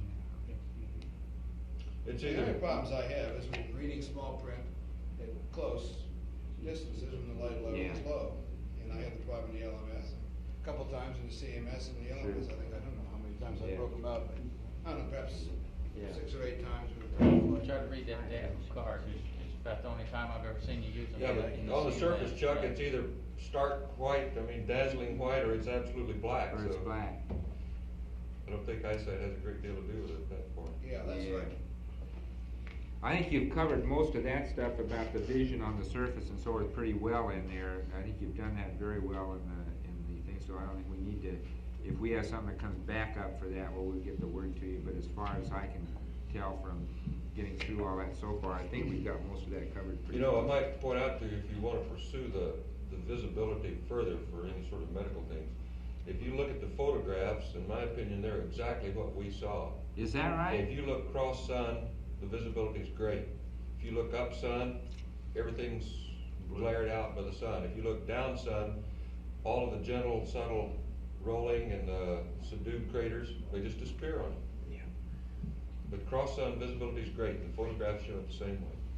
You know, just real briefly on that same subject, it's kind of hard to tell when you're looking at just negatives of these 70 millimeters, but I was looking at some of the zero phase pictures last night and how the targets would disappear at zero phase. It does it on the films also. And Same way. as it turned out, I'll have to get, see what the prints look like. But my first impression is that I didn't see much more than what the camera did at zero phase, which is going to surprise me because I would have thought different. Yeah. But I don't take that as any sort of data until I've had a chance to really see a blown up print. I'm just looking at some negatives in here. But that's my first impression. We've always said that the eyeball can see more than the film can, but with our particular film, I think there's pretty good correspondence. Probably going to be about the same. That's great. You're not insinuating we have bad eyeballs. No, we just have good film. Yeah, That's a preliminary opinion. Hey, on the sunglasses, I guess you got it. As far as I know, nobody even broke their sunglasses out. Right. And you didn't feel you needed them. No. Right. Well, I think the only time we needed them was when there was sun shafting in, but in PTC, just wait a couple of minutes, it'll be gone. It goes away. Okay. Ed, there was a time at 196 hours where we lost your respiratory, so your CPN. Did you notice whether was the signal conditioner disconnected then, or was there a sensor loose or anything? Did you notice? There was nothing different. It just quit, apparently. It just quit. You couldn't see anything obvious as to why. No, I went down and went over the whole system. We checked the sensors, checked the belt, checked the connection, and we were getting too close to entry to really do a great deal of troubleshooting. So. There was no point to do it then. Okay, fine. Well, we're going to check those things. We never had a signal conditioner as such fail, and that's one of the things that's sort of interesting. If it wasn't a sensor problem, we want to be sure and check those signal conditioners out. Okay, I think we got most of this mobility thing done in there. While we're talking about that biomed belt, let me just say that I think my urine bag problem, the UCTA problem, is kind of related to that belt in that, the UCTA is held by that elastic strap. Right. And I think the problem in getting that hose length correct has to do with the fact that the UCTA doesn't always end up in the same place. You try to get it below the belt so that it doesn't get on top of it and increase the dimension in what you've already done. And I think in doing that, I probably wore it a little more, wore the gun down the hip more maybe. Yeah. In retrospect, if there's some way that thing could be fixed, just in like the place, belt is fixed, then it wouldn't move up and down, and therefore you can adjust the hose length a little better. I wore mine differently. I wore mine over the bio belt. That may be the difference. Yeah, well, I think it's a question of fixing the vertical height of that thing, so you can get the right length in the hose. Because mine was up and down, and I think when you reached in, you probably found it was sagging down as a result of being full of fluid on the one hand, but also because I used to wear it below the belt on the other. Yeah.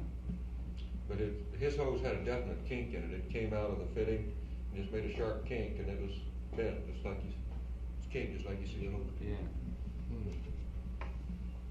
Very good.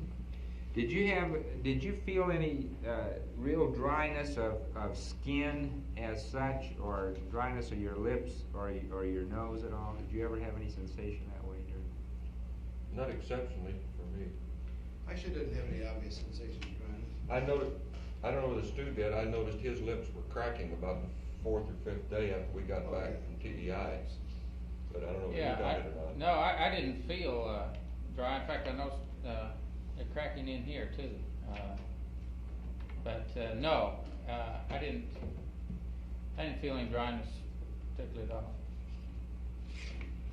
Okay. I think we got these all covered. Did they talk to you about the Phil Chapman wanted to tack on the light flash thing on the end of this thing here, Yeah. so if once you tell him to come on in and let him get that out of the way then. Hey Chuck, just real fast on, I know you've got to take the data and you're looking ahead to the longer flights, and I'm not trying to downplay it, but this weight loss, I think in my case, I don't want it to be misconstrued. I was just sitting here thinking, I weighed less after our field trip to Iceland than I did after this flight too. A weight loss of me of 5 pounds is no, just comes and goes with no problem at all. Well, that's why the body water things are going to be pretty important. Yeah. To know is that really it? Is it really a total body water loss kind of thing? That'll be Yeah. a real important plug to hang on there. That's why we'll go over that with you so that it is clear. Mm-hmm. We won't have total body water or extracellular fluid space until after quarantine. That will be done at Baylor. Those are beta beta emitters. emitters. We're just doing the gamma counting here. Why can't we get it out? We'll argue that with you later. We're just not equipped. Let's get it out. I'll talk with you later. There's a scientist, let's go. Where's Phil? Yeah, there he is. Phil, go out. Hey, y'all want any coffee? I got a big pot right here. Yeah, I'm coming over to get some right now. Oh, you Dick suggested that we should tack on a few questions about light flashes at the end of this briefing. That's what we're about to do. What we'd like to do is to clarify some of the subjective impressions that you got of what you saw in the way of light flashes, and also to clarify the conditions under which you saw them. Excuse me, could you stand back from the mic just a little bit? That's a boom mic. Phil, and that why don't you sit right here, it'll pick it up. It'll really blast us out. Let's go. You need to get reasonably close to the mic. You should be right in the middle. Is there a way that the room could be dark? That the room could be dark? Yeah. In a while. You know what? Okay. The first question we got is the streaks that you saw. Were they a very sharp phenomenon, or were they rather diffuse, like fuzzy? Ones I saw were very sharp. There was no mistaking what it was. It was a streak so long, instantaneously disappeared. Yeah, I think that's correct. Both the single streak and the double shot appeared to be very clear to me. They were quite clear, and I think I made the comment over the loop that most of my streaks appeared to be on the periphery. And for the first several days, I got the impression that this direction was predominant. Later on, it appeared that I don't think I could get that good a pattern, but that was my first impression for the first couple of days. The next question is, was there any apparent direction of propagation? And could you tell it was coming from one side to the other, or was it just a flash? Several times you did say from the left to the right or something like that. Tried to correlate it, but in my case, I couldn't really correlate a pattern out of it. Yeah, I would think that the time period in which we tried to report them streak by streak, flash by flash, was representative. And it was my feeling that it was generally random during that time period, and therefore generally random throughout the times that we were noticing them. No, I meant, could you detect that it was moving from one side to the other in general? It was moving in a specific Oh, flash. a specific flash, yes, yes.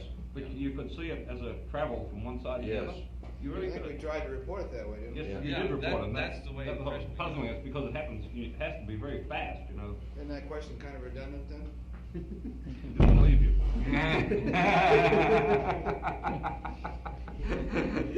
Was there some character to these flashes that had some aspect of direction? I mean, were they all the same rod shaped, or did they have a tail on them? Well, what I saw, what I reported as a streak was simply that. Now, maybe the way we determined the direction subconsciously was that it was a ball of light moving in a direction, leaving a tail. But I can't say that for sure. All I reported was a streak, and I had the impression of it moving from one direction to the other. And I reported that direction, and I can't clarify it much more than that. Maybe while you're asking a question, if we just douse the lights, I think they can see this in the darkened room, but just try it. The idea is to try to see whether this is what you saw or similar to it. I think you need the lights out there. Well, can you see anything? Yeah, except that's what it looked like, except it was traveling. In other words, it started out and it definitely progressed across the field of view. Direction of motion per individual. Was it that bright? Yeah, except you're not traveling. It was traveling. You saw it as a point that made a streak. I never did see two simultaneously either. Neither did I. Now, you have two streaks on that. I never saw that. At one time you said you saw a semicolon shaped thing. Saw what? A semicolon.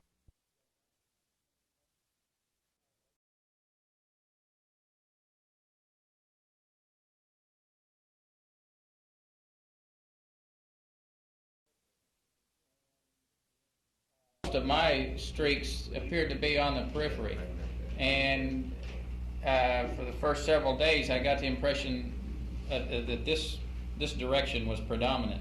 Later on it appeared that I don't think I could get that good a pattern, but that was my first impression for the first couple of days. The next question is, was there any apparent direction of propagation? And could you tell it was coming from one side to the other, or was it just a flash? Several times you did say from the left to the right or something like that. Tried to correlate it, but in my case, I couldn't really correlate a pattern out of it. Yeah, I would think that the time period in which we tried to report them streak by streak, flash by flash, was representative. And it was my feeling that it was generally random during that time period, and therefore generally random throughout the times that we were noticing them.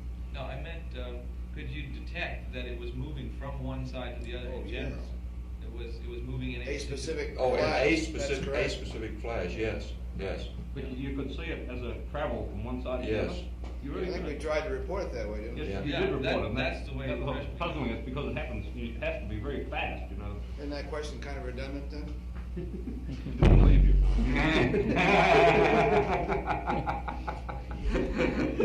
Was there some character to these flashes that had some aspect of direction? I mean, were they all the same rod shaped, or did they have a tail on them? Well, what I saw, what I reported as a streak was simply that. Now, maybe the way we determined the direction subconsciously was that it was a ball of light moving in a direction, leaving a tail. But I can't say that for sure. All I reported was a streak, and I had the impression of it moving from one direction to the other. And I reported that direction, and I can't clarify it much more than that. Maybe while you're asking a question, we just douse the lights. I think they can see this in the darkened room, but just try it. The idea is to try to see whether this is what you saw or similar to it. I think you need the lights out there. Well, can you see anything? Yeah, except that's what it looked like, except it was traveling. In other words, it started out and it definitely progressed across the field of view. Direction of motion per individual. Was it that bright? Yeah, except you're not traveling. It was traveling. You saw it as a point that made a streak. I never did see two simultaneously either. Neither did I. Now, you have two streaks on that. I never saw that. At one time you said you saw a semicolon shaped thing. Saw what? A semicolon shaped object. This was in the first report. Before the I never did. If I reported it, that's what I saw, but I don't remember it. Did you see anything that looked like this? All I can say is whatever was reported is what I saw. No, we discussed the various shapes prior to flight, and I concentrated pretty hard on trying to see the shapes, and I think as I reported, No, it was either a streak and just a rather simple streak, or it was a flash and rather a simple flash. Nothing too exotic about it. And on a more rare one would be maybe just a pinpoint of light for an instant, rather than get the idea of a flash. So it would just be a pinpoint for a second and it would be gone. But that was more rare than the other two. By a flash, you mean a distributed sort of thing? Yeah, I meant, like watching an explosion. Just a ball versus just a steady dot. Yes. Was it like this at all? Can you see that? No. Can you see this one? I didn't see it. Can't see it. We're not getting any light. I don't think it's lighting. Oh, there was something just as you turned it there. Okay, I can see that. I mean, multiple, Well, this one. Okay, that to me would be the pinpoint that I'm describing. The eruption, or the nova as we call them, would be more of an explosion. Yeah. How about this? Yeah. Were there more dots than that? Well, you've got a very, very bright center and a diffused edge. I would say that the impression I had was you would have an area like that indicating a blow up, but the center wasn't predominantly that bright. But that's getting closer to what we would call, or what I would refer to as a nova or a flash. That's not as bright as what I call a nova, yeah. Ed, was your nova an explosion like this, or a discrete white flash? No, it was, what I called a nova was more of a blob that seemed to start with that and kind of expand. more diffused. Yeah, and more diffused as the time went on. But brighter than that? Brighter than that, yes. That's what I'd call a flash or a star. Here again, you've got too much contrast between the center and the diffused area there, though. That's some light. Also, your time frame that you're flashing, that's too long. It was faster than that. But am I right, Ed, from what you just said, that when you said flash, you really meant a star and not what you just described? I think I almost tended to use flash and star interchangeably. That's not true for you. No, when I flash, nova to me were essentially the same thing. The only distinction I make is the pinpoint versus an explosion. Okay, I think what Stu was calling a pinpoint was about what I'd call a star or a flash. And a nova, to me, was a much bigger, brighter thing. Okay, a couple of quick ones. First of all, the cabin lighting. Exactly, was it completely dark, or were there some instrument lights still on? Absolutely dark. Absolutely dark. Okay. Wait a minute. Well, yeah, there is. You're talking about the time period that we ran this quantitative report, right? Right. So, completely dark. Okay. And did you have your eyes closed most of the time, or were they open in the dark cabin? Mine was we had closed. both. Yeah, I had both. Even though we had the window shades on, when we roll around so the sun would hit some of the windows, there'd be some light seepage around, and we were aware of that ahead of time. So during that time period, at least I made an attempt to keep my eyes closed, open otherwise, and of course we closed our eyes when Ed flipped his flashlight on. But generally speaking, eyes were open. No, mine was almost closed all the time. I was floating down the corner of the LEB, but I kept my eyes closed because I didn't know when we might roll into the sun, and I didn't want to pick up any light at all. Okay, the next question on the flashlight was when you shined it in your eyes, what was the approximate duration in each eye? About how many seconds? Well, I just kind of moved it across for 5 seconds or so. 5 or 6 seconds. It hurt. It was very bright. And next question on still your orientation in the LAB.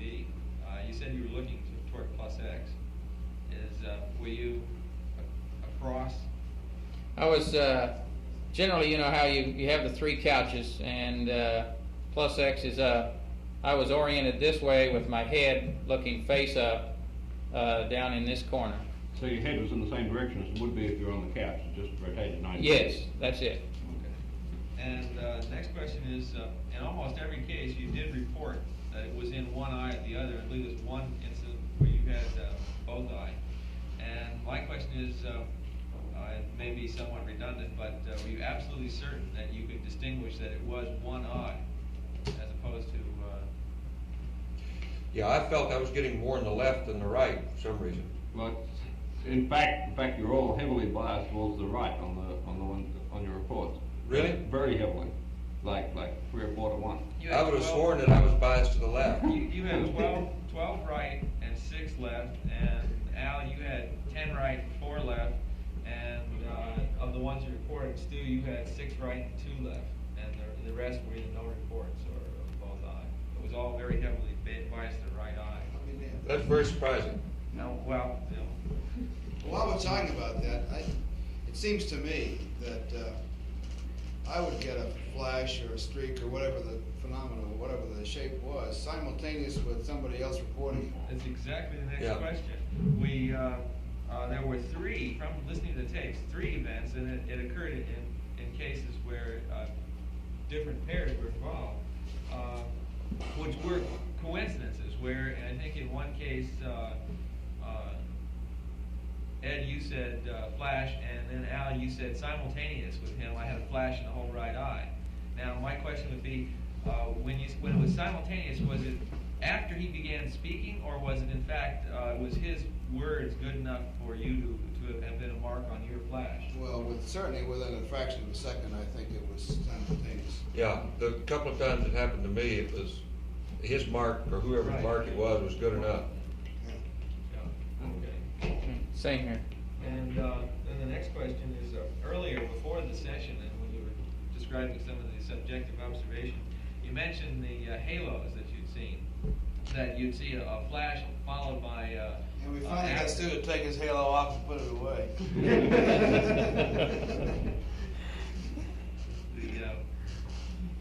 Excuse me, I'm sorry. Well, okay. Now the after effects, were they present most of the time? Did you have cognizance of a spike and then a sort of a glow afterwards? Only on what I call the nova or the supernova. Is that true for you too, Stu? I didn't really notice a halo effect myself. I guess I'm not sure what we're calling the halo effect. You mean a diffused brightness? More like an afterglow than a halo.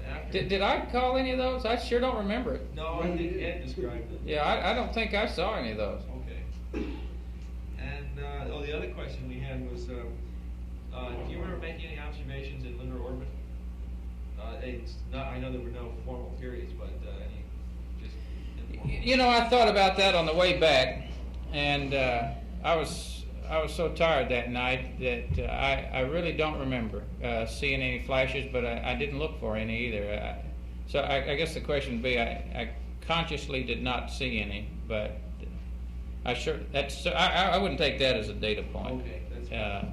And then the final question that I have is, after our formal session, that was at about 191 GET. You then had a sleep period later on. Do you remember whether you saw any during that sleep period closer in? It's significant whether you're inside the magnetopole or not. I don't consciously recall, but I don't really recall that there was any night, except on the lunar surface, that I didn't, at some time or another, see some. You didn't see any on the lunar surface? I don't remember about the lunar surface. There was precious little sleep that night anyhow. Okay, well, that's all the questions I had. We douse the light for a minute. While you're dousing light, I have one additional question. Did you get the impression that light flashes could have been within the cabin or definitely within your eye? Definitely within the eye. Okay. I want to get some idea about orientation and length of the streets. Did you ever see anything that looked like this? No, I never did. You use the terminology of 6 o'clock or hours of the clock. Does that mean to you, when you say 6 o'clock to the center, about how long a streak is that? That's a hard question to answer. If you were visualizing something about the arm's length away from you, how long would you say your longest streak was? That long? You see my fingers? I'll show it on the... Let me describe it a different way. All right.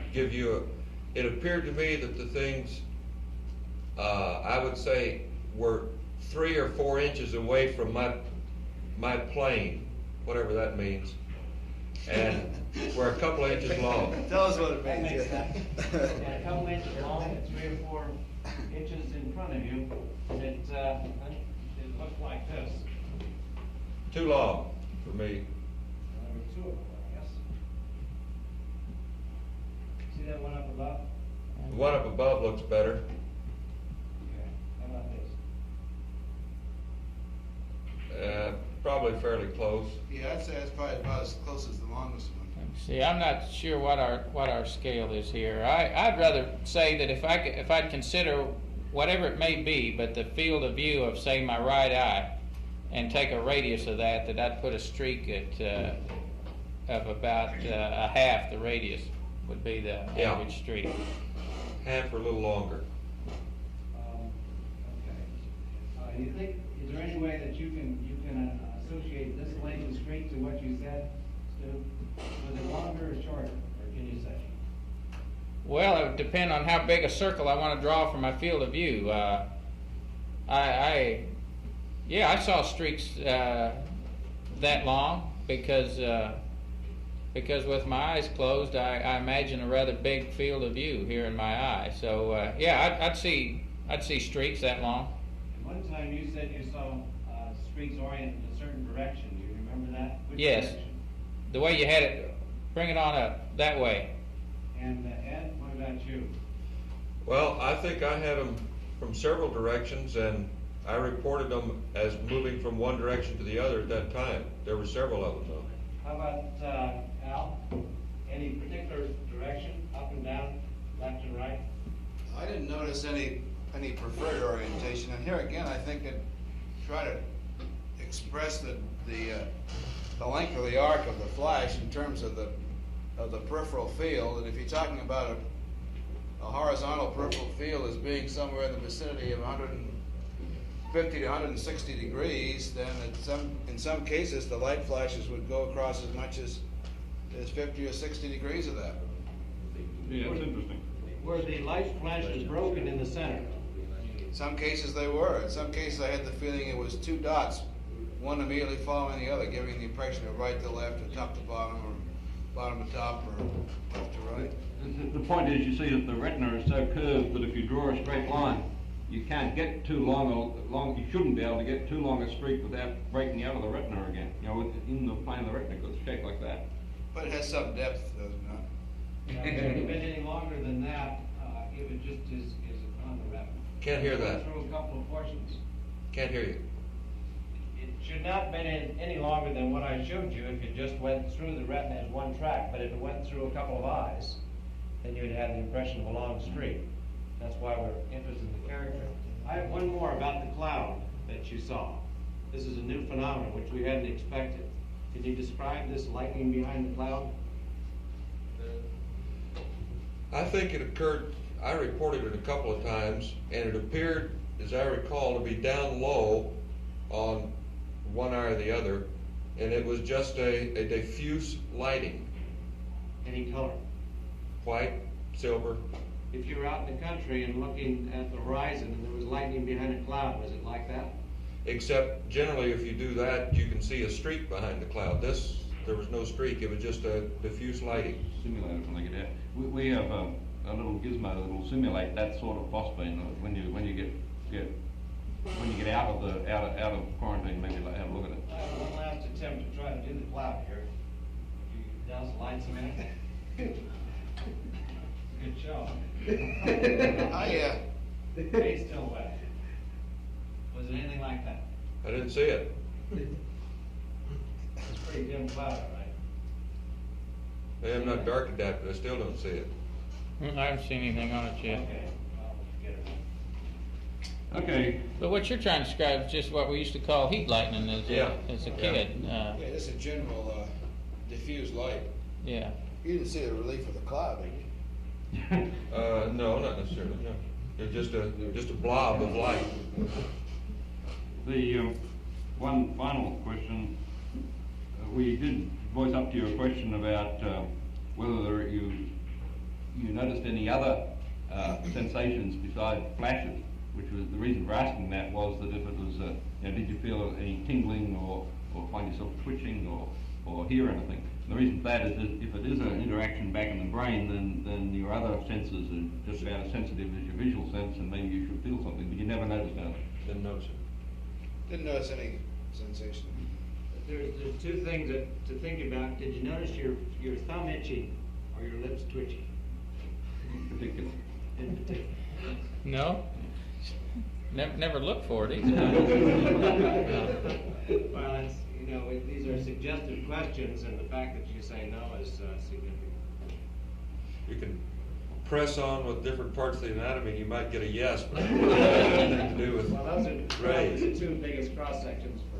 If there's something significant about your thumbs or your lips, maybe you should warn people to look for that, because I don't know, unless it's going to be so obvious that you would. Are you saying itch all over? Well, sometimes you might think you should be, feel very comfortable. Okay, thanks very much. So, I think I said to Ed yesterday that you really did provide an enormously improved amount of data on this phenomenon that we've had in any previous flights. It's great. Well, I would add this, that I think that's the way you really have to go, is to take a definite period, set it aside and do it, because otherwise it's so random and so many other things going through your mind that it's the only way you get anything quantitative out of it. However, you did a remarkable job of concentrating on that length of time. Do you feel that was being unreasonable to ask you to do that without you going to sleep or something like that? It's a pretty boring thing to do, just sitting there lying watching it. Do you think we should be, in planning for doing this sort of thing on future missions, that we should be, we shouldn't try and do much more than we tried to get you to do, because it's just too much just to sit there lying there trying to concentrate that length of Well, time? if you can find a time period during the flight when the crews don't have anything else to do, I think it's reasonable to suggest that, yeah. I don't think I would do it before a sleep period or when they're tired or they'll go to sleep on you.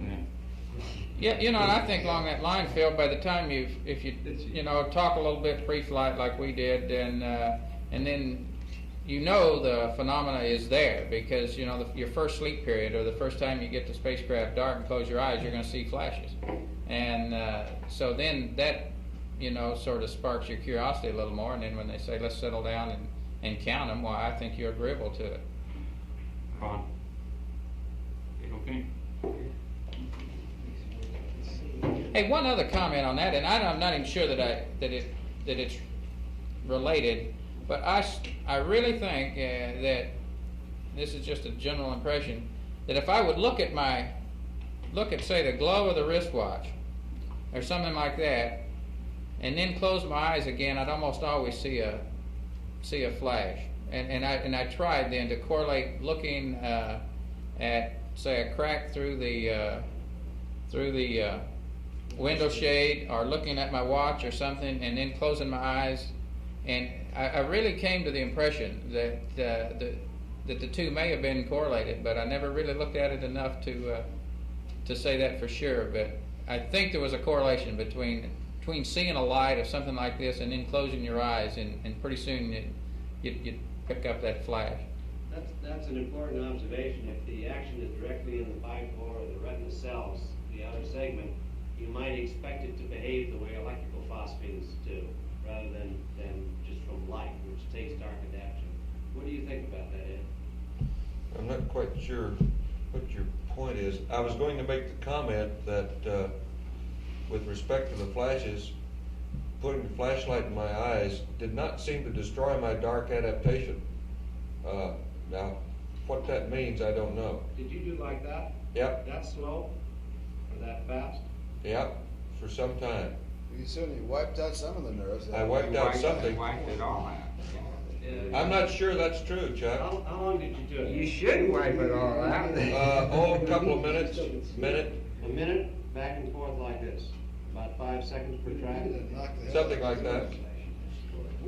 Yeah, hey, you know, now, I know what there. you're saying, though, is that the reason you think you didn't knock it all out is because you could still see the flashes? Is that what you're saying? Well, the cockpit looked different. Remember, I was doing this eyes open. And it seemed like, with just what I consider dark adaptation, that I was more dark adapted, that I dark adapted much sooner after doing that than I did when we started the experiment. You would. Oh, that figures. Yeah. Sure. Yeah, that you would do. Because you wipe out the comes less with that, just with the flashlight you do with the tungsten light or something else. Hey, I'd like to make sure that on this dark adaptation. Now, I know during the formal hour, 40 minutes, whatever it was, that Ed was shining the light. But I don't know whether you picked it up on air to ground or not. But I had done that prior to that during one of the sleep periods, and there's just, you do not have to be dark adapted to see these beauties. Yeah, I think that's a conclusion drawn from what Ed's saying. That's a very significant data point, because it almost certainly proves that it's not a real light in your eye, generated in your eye. It's actually an interaction itself. Yeah, but why did it take us so long when we started the experiment before we saw anything? It was quite a while, and yet when I wiped the light across my eyes within 30 or 40 seconds, there they were again. 17 minutes. Pardon? 17 minutes. No response from you. Yeah, but when I did it with the flashlight, within 30 or 40 seconds, they were right there again. You said that they were fainter. They seemed fainter than they had on previous times that you'd observed them, and there definitely is a threshold effect of some sort, because you saw twice as many during that period as the other two did. And I think maybe it's just, my guess was when you didn't see them and then you started to see them regularly, was that it was just that they were fainter. They seemed fainter than you expected, and so it took you a while to sort of get your attention down to fainter ones than what you were looking for. Well, that may be the case, except they did indeed appear fainter in the beginning, and it wasn't a matter of looking for fainter objects. They were brighter after a while. Question for you, Al. And they didn't diminish in brightness when I did the flashlight across my eyes. They were still just as bright 30 seconds later as they had been before I used the flashlight. And that's why I'm questioning the dark adaptation bit. Either I didn't wipe the dark adaptation out, or there is something related to dark adaptation that influences the phenomenon. I don't understand it. It doesn't make sense. That doggone time period that we did it, and the few flashes we saw was very surprising to me. And we talked about this and we commented on it at the time. Boy, it seemed like you'd wake up during a sleep period, and they were all over the place. Now here again, maybe I'd lose track of time. You're laying there in the dark cabin, and maybe it was longer than what I thought, but it just seemed like that. There's abundance of flashes, and I was amazed when it took 17 minutes to see a flash. I thought any time that you wanted to close your eyes, you were going to and concentrate on it, you were going to see these things. That's why I suggest that you really ought to set a time period aside, because it is such a random function as far as I'm concerned, that to try to do it on a non-quantitative basis is awfully tough. Yeah. Plus the fact that I think that each individual is going to report at different levels of activity too. I had the feeling there was maybe some little faint things that I would sort of see that I didn't want to talk about because I couldn't define them as a flash. Yeah, I had those too. So I think also it's a good idea to do it this way, because your subjective impression is not necessarily right. Like you felt that you saw more of them in your left eye than your right, and that wasn't true. That was wrong. So we need to get the data real time. When you go to sleep at night, do you see any of these things? Most people do see something as they're going to sleep in a darkened room. They can't get to sleep right away. Down here. I think everybody does. Certainly, I don't know. Yeah, you got lights blinking around, in your eyes if you get in a real dark room occasionally. But maybe it's because we'd never really concentrated on looking for this particular type of phenomenon. These phenomena that you saw were different from the ones that you see once in a while. Oh, definitely. Certainly a lot more frequent. Yeah. No question about that. How about in brightness? About what? Brightness. It's hard to say. Yeah. I guess I'll make a note to see if I see any of those, from here on. But I certainly haven't since we've been back. But here again, and Ed mentioned this, and I agree with him, but it's another subjective thing, that the flashes you see when you wake up in the middle of the night as a whole appear to be brighter than the flashes as a whole during that experiment that we did during the day. And I'm like Al, I was a little reluctant to call anything except a very positive flash during that time frame. I wanted to make really sure that was indeed a mark at the time that I called it. But those that you saw during the middle of the night appeared to be brighter, and like I say, appeared to be more of them. But here again, you may lay there for an hour and you think it's 10 minutes or something. I don't know. Maybe you lose track of the time, but it's a subjective thing. Ed saw one blue flash. Did anyone else see color? No. Wait a minute. No, that wasn't blue. It was a silver, a blue-white sort Like of a thing. blue diamond, you said. Like a blue diamond. Yeah. Was that the brightest that you saw? I don't recall it was the brightest. No.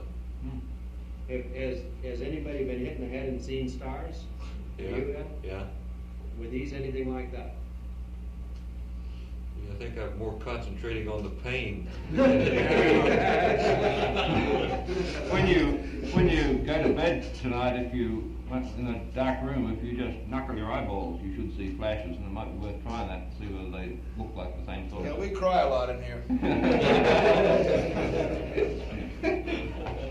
Okay. No, I'll say, if you can get the next cruise interested, Phil, it makes a great topic of conversation, and, during the flight, you got nothing else to talk about, you can talk about light flashes. So, I think if you get the crew's curiosity aroused, well, it's a good deal. Well, I think the interest, the pressure on the subject which is built up is such that there will be some formal experiment on 15 is probably the way to go. Okay. Thanks very much. Thank you. Now we'll keep back in touch with you and let you know what we're going to do with this other thing and what we're going to do, how things are coming time-wise for the end of the business too. For the what, Chuck? For the totally, you know what the date is, you know what the time is now, 07:31 on Saturday. The release time, you mean? Yeah. Work on springing us early, Chuck. Somebody said that 21 days ended up on Saturday morning, Yeah. We've been led to believe otherwise, Chuck. In the debriefing plan, it says 0800 the 26th on Friday. Deke says we get out Friday morning. Yeah, he called me yesterday. Yeah, he called me last night. He says, "How the hell did we ever get this number here?" I said, "I don't know where you got that number." Well, the radiation people are here. We're talking about release and all that kind of business. Can we get a hack on when they're going to get total body counts?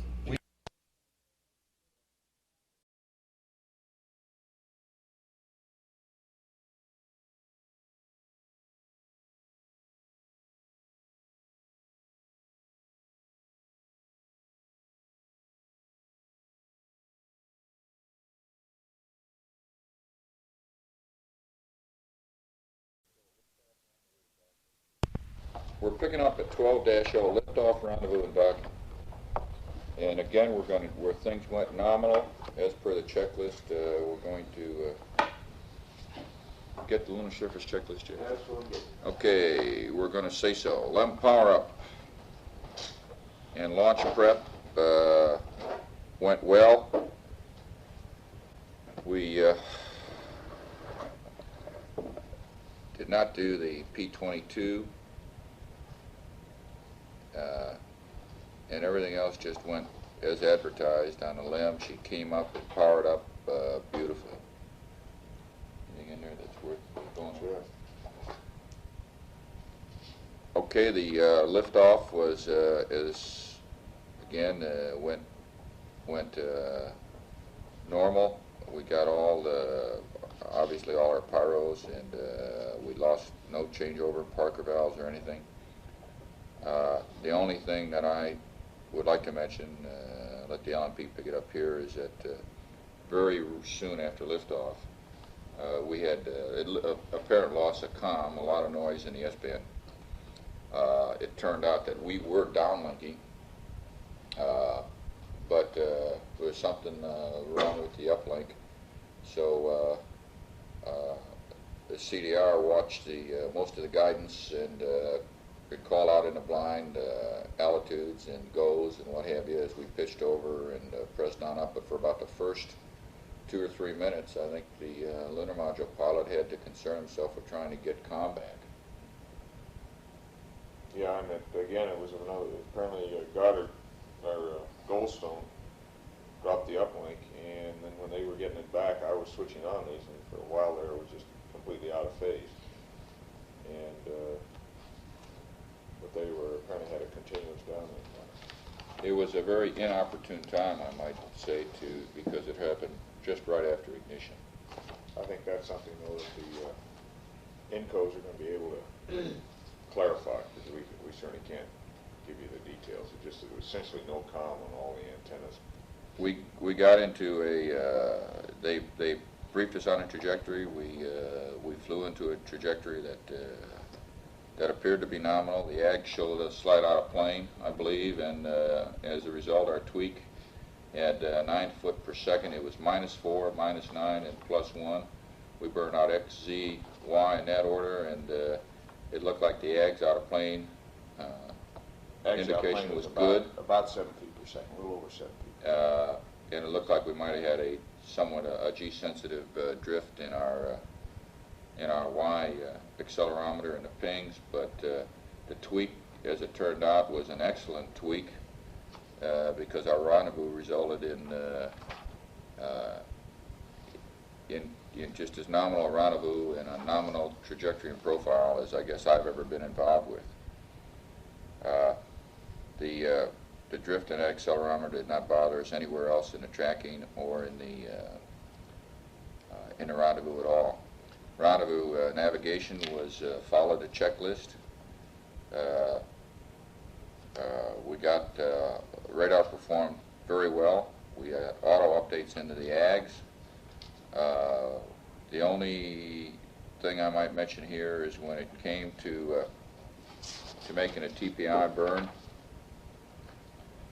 the residuals in the TPI burn were greater than what I had expected them, and we did not record them because I wanted to get them nulled out just as soon as possible. But they were, and I don't know the tenths, but they were -7 in X, and then they were 4 and 4, and I'm not sure whether they were plus or minus in Y and Z, but they were. The point I'm making is they were larger than I had expected. They were -7 and a 4 point something and a 4 point something. We reduced those to less than 0.2 of a foot per second, and from there on continued to plot right through the mid-courses, right up the pike on a nominal trajectory.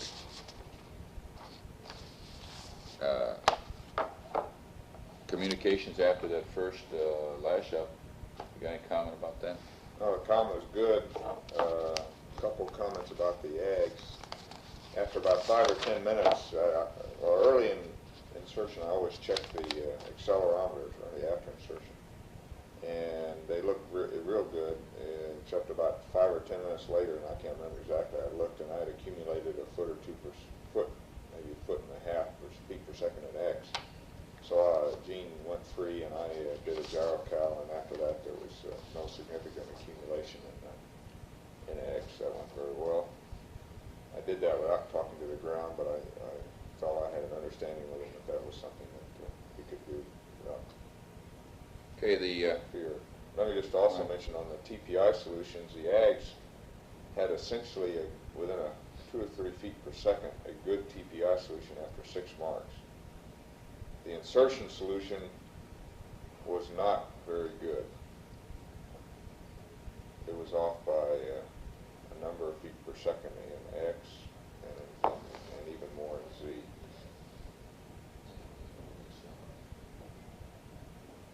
This was your first one, 17 marks, and this was your final. Didn't change much at all. No. The pings recycle and pings final were very close, within a couple feet per second in X, they were right. Yeah.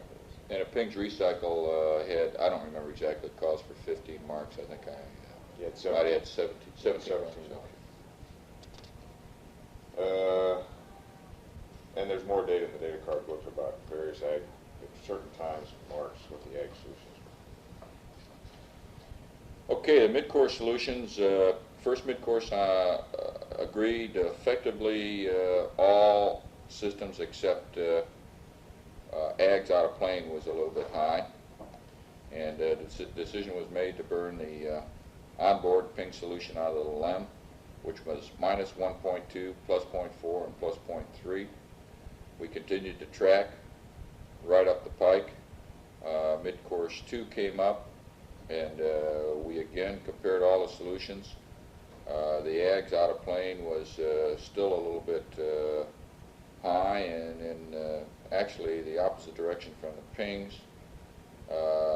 We had a slight variation in the CSM solution in Z. I don't know why. It came up with plus 5.4 feet per second in Z. So we really didn't get a very good correlation between the CSM and the LEM on the second mid-course. But the pings was still performing, the radar was still performing, and based upon our trajectory plot and based upon our following the nominal inertial line of sight rates, we decided to burn the pings, onboard ping solution in the LEM, and it was minus 0.4, minus 0.7, and minus 1.6, and from there on out we just continued to follow the inertial line of sight angles, and very little tweaking in either in Y or Z, and we just sort of floated right through the braking gates at 1 mile. I think we took about 6 or 7 feet per second off to hit 30. We met all the gates as prescribed, and just came moving very slowly into final station keeping. Went into a formation flight around the CSM, got a good inspection of the spacecraft in the sim bay, the report of which is in a transcript. Everything looked good to us. We eventually maneuvered, the command module maneuvered to the docking attitude. The LEM just took his position, his docking attitude, did his pitch and yaw maneuver, and or gave station keeping control to the command module to pitch and yaw maneuver, and stood by for docking. Okay, command module pilot proceeding on with the docking. I think one of the more noticeable differences between this docking and the docking with the S4B is the fact that the ascent stage deadbands a lot more than the S4B did. S4B is steady as a rock, but you could tell we just watched the LEM deadband because it would change attitude, and then you'd try to follow it. And looking on the first attempt coming in, I must have had less than 1/10 of a foot per second, just barely closing on the thing, just taking it nice and easy. Made contact and did not get captured. Okay, as soon as it didn't get captured, when it's obviously you're closing too slow, so backed off, a couple of 3 feet, I guess, something like that. Renulled the rates and initiated the closing rate, and got captured. As soon as we got to capture, both vehicles went to CMC free, and you look around and check the barber poles and whatever, and look back out, and here I had some rates in the CSM, and I'm sure now that the LEM had rates also. You must have had. Well, we did as soon as you went free. See, as soon as capture, the LEM went free, yeah. And then the CSM trying to null the rates ended up perturbating the LEM and giving us rates. Mm-hmm. So we finally gave up on that mode, had the LEM go to attitude hold. And then once you go to attitude hold, then the CSM could null the rates. And we got lined up and attempted the hard docking, no problem. Probe retract came back. This time it didn't sound like it was as much of a ripple fire. It was more of a, and it was a quicker docking, or a quicker hard dock than it was the previous time. You got any more tape? Okay. Yeah, we're still going. Okay, I want to say something about visual sightings during a rendezvous. I was able to, from the LEM, I was able to see the command module when it was sunlit at somewhere around 100 miles and definitely define that was a command module. After the command module went into darkness, I could not pick up his tracking light until we were well within about 40 miles. I think this transcript have got more an accurate time, but could not pick up the docking light, the rendezvous light, rather from the command module until we were well within 40 miles, and then just a initially very dim, faint flash. I was able to verify on board that the LEM tracking light was working, and I finally figured out how. It was reflecting off the underside of the EVA handrail on the left forward side of the LEM. So I could see the LEM tracking light flashing. And also, when there were some particles we took with us that stayed with the spacecraft, and you could see the sequential flash off of those particles as a result of our LEM tracking light.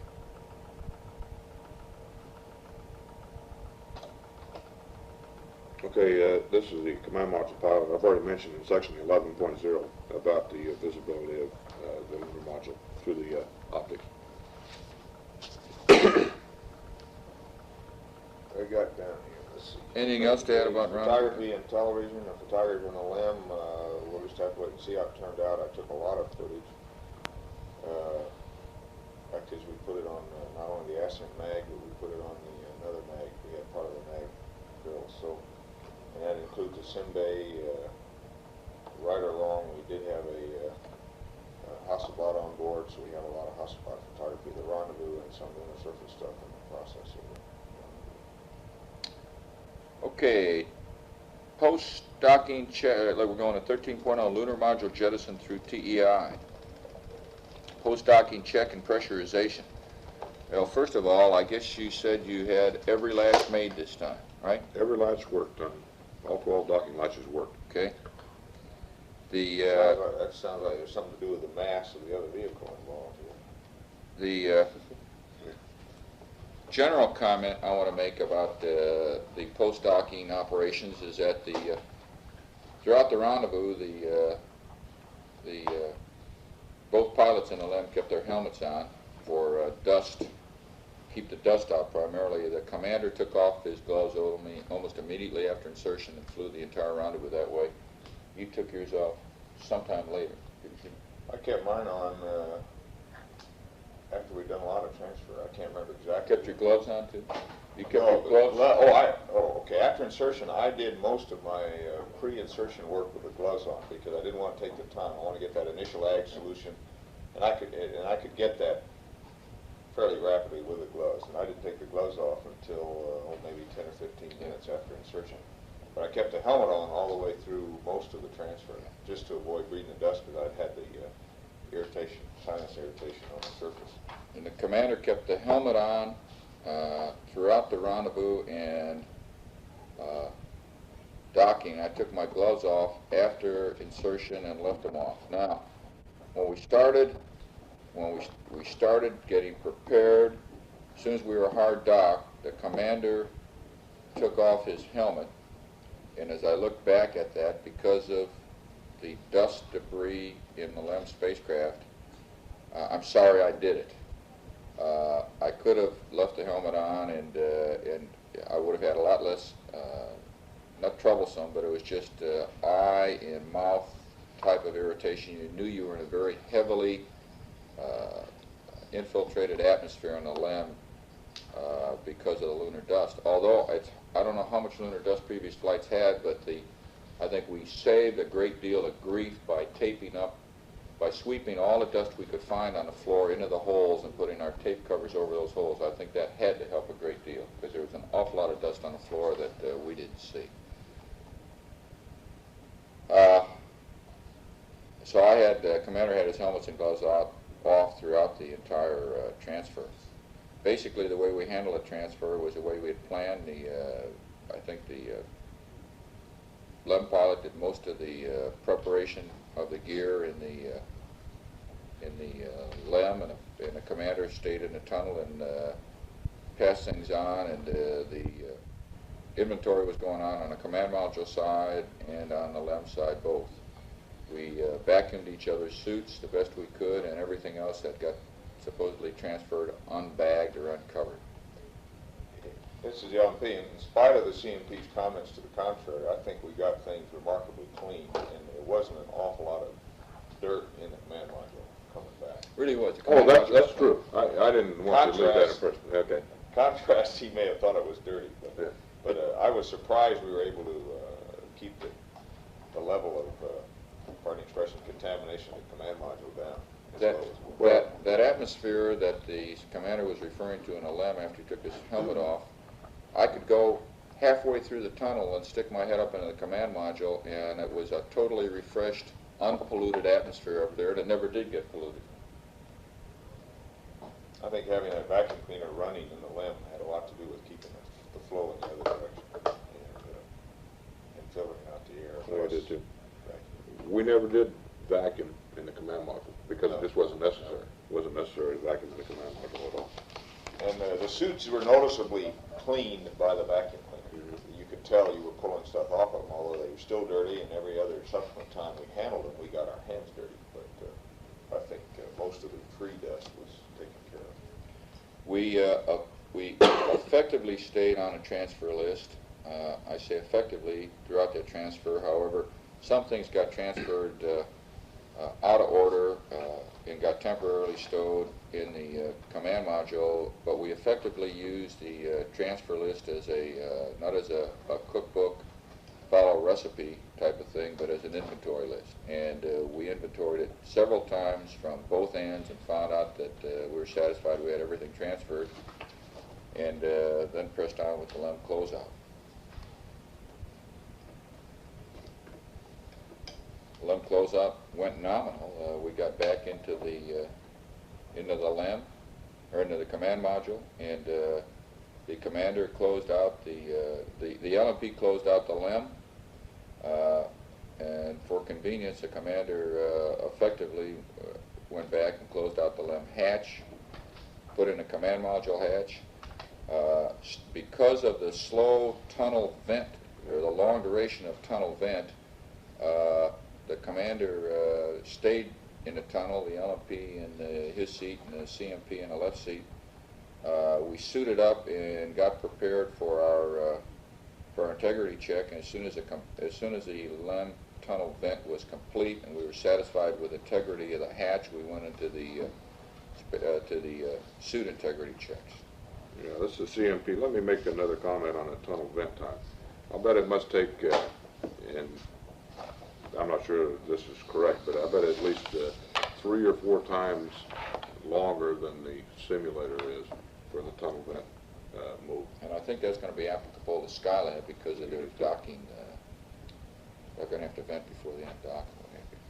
It took quite a while.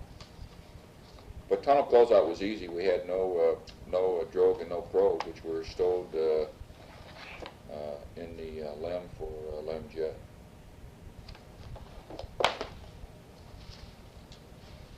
Going through the rest of these mine triggers under lunar monogenesis and through TEI, we just followed the checklist, and it all seemed to happen just as advertised. Well, we got a little bit intrigued with the LEM jettison. You know, this time it was great, and it just sailed out there nice and pretty, and we got a lot of good pictures of it where we should have been maneuvering, and we ended up getting into P41 for the set burn a little bit late, but that's no problem either because we just turned the residuals in P41 and got a good set burn. I want to make a comment that I think cleaning control in the command module was excellent, considering all the dust and all the dirt that just seemed to adhere to everything in the LEM. When we got back in the command module, with the exception of the suits and with the exception of the LMP and the CDR, everything was clean. And that, for the most part, is because everything was bagged before we brought it over, bagged and zipped. And we never did open anything once we got it zipped up. So the command module stayed, and I think that suit fan filter is probably going to be very, very clean, stay exceptionally clean throughout the remainder of the flight. Let me add in the bagging, the decontamination bags, I made a special effort as per request pre-launch to pull those zippers as tight as I could, and they should be pretty tight sealed. Okay,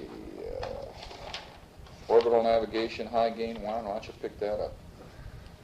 Okay, I've already, from SEP to TEI, I have no comments. High gain always worked good. Omnis and S-band were good. Photography went as advertised. We have a lot of targets of opportunity. SimBay operations have been mentioned before. Let me just make one gross comment about the way we handle it as a three-man crew at SimBay operations, which after... Didn't we get that yesterday?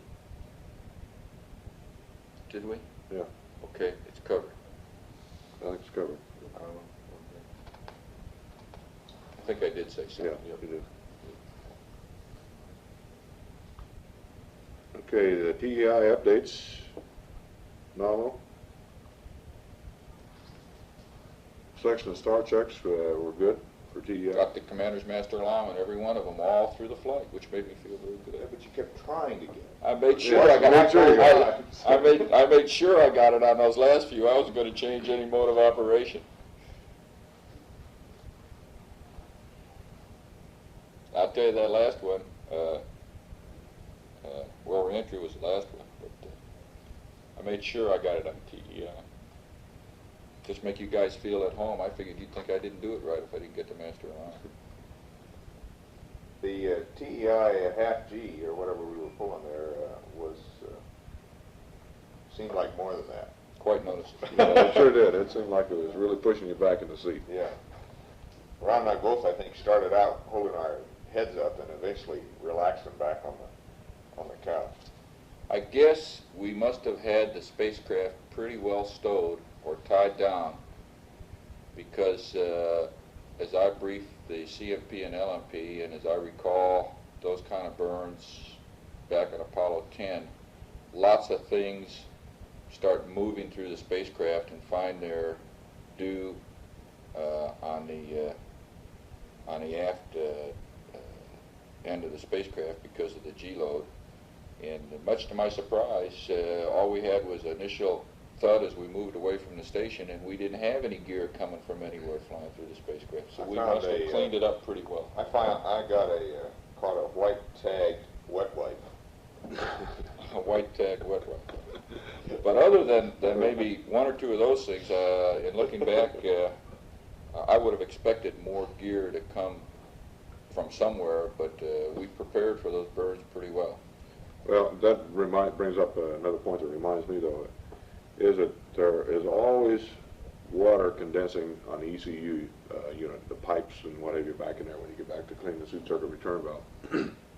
And when we put our suits on for the EVA the next day, your suits were noticeably wet. Mm-hmm. And also, when I pulled the PGA bag up, it was damp down underneath the PGA bag. So I think as a normal procedure, we should have, either after the burn, probably before the burn, made sure we wipe up the water in the LAB somehow to do that. I wasn't really aware. Our suits were damp when we put them on, but I was not aware. I could look down there, and I could not find any real water down there. Except on ECS. Yeah, on ECS, there's always water down there in ECS, and I just assumed that's where all that came from. But funny, it was all over. It's not a puddle of water, like you say. It was just damp. It was almost as if it was colder down in the LB and water was condensing on all over the suits. It wasn't as if they were in a puddle. Yeah. Okay, I think that covers right on through TEI. Let's see.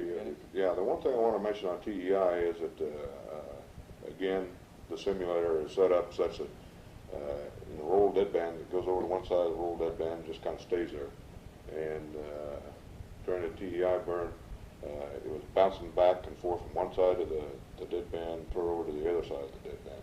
And when it's bouncing back and forth, the roll rate is up around 4/10 of a degree per second, arcing back and forth across the roll deadband.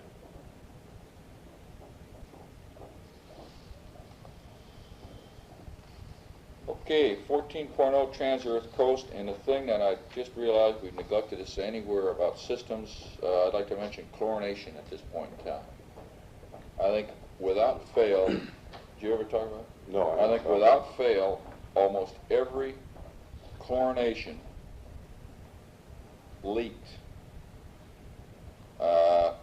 Sometimes larger quantities of water, other times just small quantities of water. And I'll tell you where it leaked. Water or chlorine? Well, or both. It's a combination. Chlorine in your chlorinating and buffer, or water when you withdrew the buffer sample. But where it leaked appeared to me to leak within the ampule itself around the bag, because it was the chlorine, the cylindrical chlorine dispenser that was continually wet. It was not where the dispenser fit into the needle, or where the needle adapter fit into the spacecraft. It was within the barrel chlorine dispenser itself, and we continually, chlorination was a case of always cleaning your hands with chlorine, because you always had it available down there within that dispenser, and in some cases you had larger quantities of water that had to be wiped up with a tissue. That plagued us throughout the whole mission. It turned out not to be a serious problem because we learned how to handle it, but that was one system anomaly that never had really been brought out. Okay, let's see, CMP, let me amplify that a little bit. In 2 cases, I'm almost positive that when you put the thing on in the bayonet fitting and crank it on there, it did not puncture the ampule itself. And the reason I believe that's correct is that when you start to crank the outside of the cassette down to push the chlorine into the water system, it was very hard to turn. And if you tried to force it, you could force it on down there, and I'm sure that's a good way to break an ampule on the thing. And if you take it, I just, in 2 cases, took the bayonet fitting loose again and put it back on there, and in both cases, then you try to squeeze the chlorine out of the ampule into the system, and it would turn easier. But it's still hard Awfully hard to crank that thing down. But we did not, we got the chlorination done. We didn't miss any injections of chlorine, and we didn't miss any of the buffer samples. So I guess we got the job done. It was just a little bit messy. And chlorine was evident, and because the CDR eventually peeled all the outer skin off his right hand, and I'm convinced it was due to the chlorine and had nothing to do with the EVA. Boy, you lost a little flesh, little skin on the Trans-Earth Coast, systems navigation. Let's press on and see what we can say about that. Don't want to have lunch, do you? Okay, well, let me see how much Trans-Earth Coast we got to do. Let's go through up to the CSM EVA anyway. Okay. Okay, Trans-Earth Coast, the first thing I want to mention is passive thermal control was at what I would call unusual latitudes because of the UV and IR requirements. Now, these unusual latitudes did 2 things. They put us, they required us to remaneuver the spacecraft several times and enter and exit PTC several times, which in itself was not a problem. It was just additional coordination. Coincidentally, most of these particular PTC attitudes were within 30, certainly 45 degrees of gimbal lock most of the time. So we were looking at the red apple good portion of the trip home. But they also, some of those attitudes where you actually were in attitudes and or PTC at these relatively unusual positions, change the equilibrium heat load on a spacecraft. You could see it in RCS, quad temperatures were all right, but you could see it in helium package temperatures. And most notably, you could see it on the change in condensation from the tunnel hatch to the forward hatch. The tunnel hatch eventually, for most of the way home, ended up to be very dry. And about the second day out on the way home, the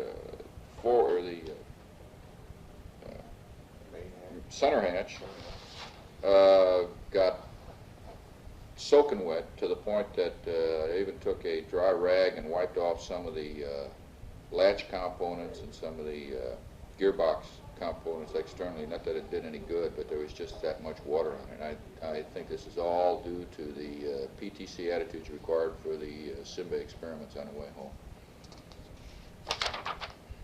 It was colder in the spacecraft, too. Oh, yes, it was colder in the spacecraft.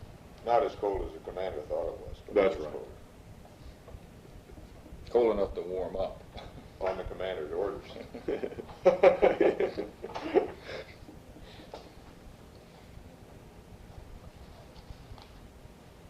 And I just mentioned we warmed it up with the ground's suggestion of an extra inverter and going to manual on a temp in. I think we discussed that yesterday. Ron, all your rough snap changes, your torquing, platform torquings, all those went very well, I thought. They went great, really well. And all the way back home, it was just changing attitudes, with the exception of the EVA day, which we'll cover here shortly.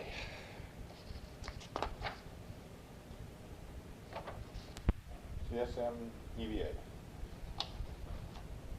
Okay, on EVA prep, I think the only anomaly we came across was the CMP's, well, let's see, on EVA prep, but we really didn't have any. We didn't know anything at that point. On the, I was going to say on the CMP's compare. But the EVA prep went right down the line, essentially. It was all well laid out within the experiments checklist, and we checked things off as we went, and stayed pretty much on the timeline. We started about a half hour early and stayed a half hour early. We started, we were half hour early throughout the whole thing, and we lost that half hour and opened the hatch just about and turned TV on exactly on time, and I can't remember a small little something chasing down. Comp carrier change. We lost that half hour during a comp carrier change on a tone. Ron, I'd like to add that post-EVA, that I think one thing that helped us immensely on what ended up to be, I think, a very fine entry stowage was that we sort of backed off after the EVA and took a good long list at the long-range stowage as well as the post-EVA stowage, and really effectively started housekeeping, cleaning up the cabin, and effectively stowing some of the articles that were not going to be used any further in the mission for entry at that time. At that point in time, yes, so our entry stowage really started with the post-EVA time frame period, and I think that really helped us out in the long run. Okay, I think we should mention how we got out of the suits on this thing. To me, that was a pretty important way to get things done. And the only change to the prep and or post was the order in which we doffed and donned suits, because it was very evident that there were certain convenient ways, because of the way the suits were stowed and the way people fit into the checklist, that we, when we donned the suits, the commander got donned. You got him first. And I did, and then Ron. Then the LMP and the CMP got down last, and it worked out very fine that way. Plus the CMP had less work to do in his suit, which also aided him in the long run. When we doffed, the LMP Yeah, because I was definitely went first, Okay, then you. then the CDR, and then the CMP. And that wasn't exactly the way it was called for, but that's the way it worked out. That's the way it worked out the best. And we stowed our suits in the L-shaped bag prior to putting the center couch back in, which was another good decision, I believe, in helping us get the suit stowed back in that L-shaped bag. Go ahead. Okay, let's go on down cabin depress. No problems. A normal depress. Hatch opening. Even though the hatch was completely, or the cabin was completely depressed, I think we're reading zero pressure on the thing. As soon as I opened the hatch, there was enough residual pressure or something inside the spacecraft that it actually tended to pull the hatch out of my hand. Suit is bleeding into the cabin all the time, so you never truly get zero. That's right, you never truly get zero on the thing, but the dump valve was still open. And if I had not been hanging onto the hatch, it would have blown it all the way open. Well, Ron, to give you an idea, that's not unexpected because it's exactly what we had on the lunar surface. We completely dump the lamp, and I'd still have to break that hatch loose and hold it open about 6 or 8 inches until things just vented, and then I could leave go of the hatch and open it all the way. If I didn't, it would slam back closed. Oh yeah, different type. So it was basically the same thing. You got to open it and really let things get down to zero. Okay, well, when I opened the hatch, then all of the excuse me, all the little ice crystals and everything started flowing out. A pin went floating by, and something else went floating by. Wasn't quite sure what it was. But there's all kinds of little particles and pieces start coming out through the hatch. But I sure didn't see. I looked specifically for the scissors. I didn't see any scissors go out that hatch. I hate to say. None of them went by my watch. None of them went by me. Ron, I'd like to say that they went out the hatch, but I sure didn't see them go. Sure you didn't see them go by? I caught the one thing and started to go by me, and we put it in your pocket. You got it. Twist strap. Okay, once all the particles and junk was out of the way, then you just push the hatch open. We had disconnected the counterbalance with the tool B there, so that we locked the hatch in the open position. So I just shoved it open, and it went beyond the center position and locked in the open position with no problem. Egress had a tendency, I guess, just like any other thing, it seems like you want to float up. And I had a tendency to float up against the MDC and had to consciously duck and get as close, my face as close as I could to the bottom of the hatch in order to get past get the OPS past the MDC and get on out. TV and DAC installation worked fine. I could hang on with the right hand on the hatch, the great big D handle on the hatch, and with the TV pole in my left hand, and it worked out real fine. Just stick it in there and then line it up with the mark and make sure it was locked in or clamped in.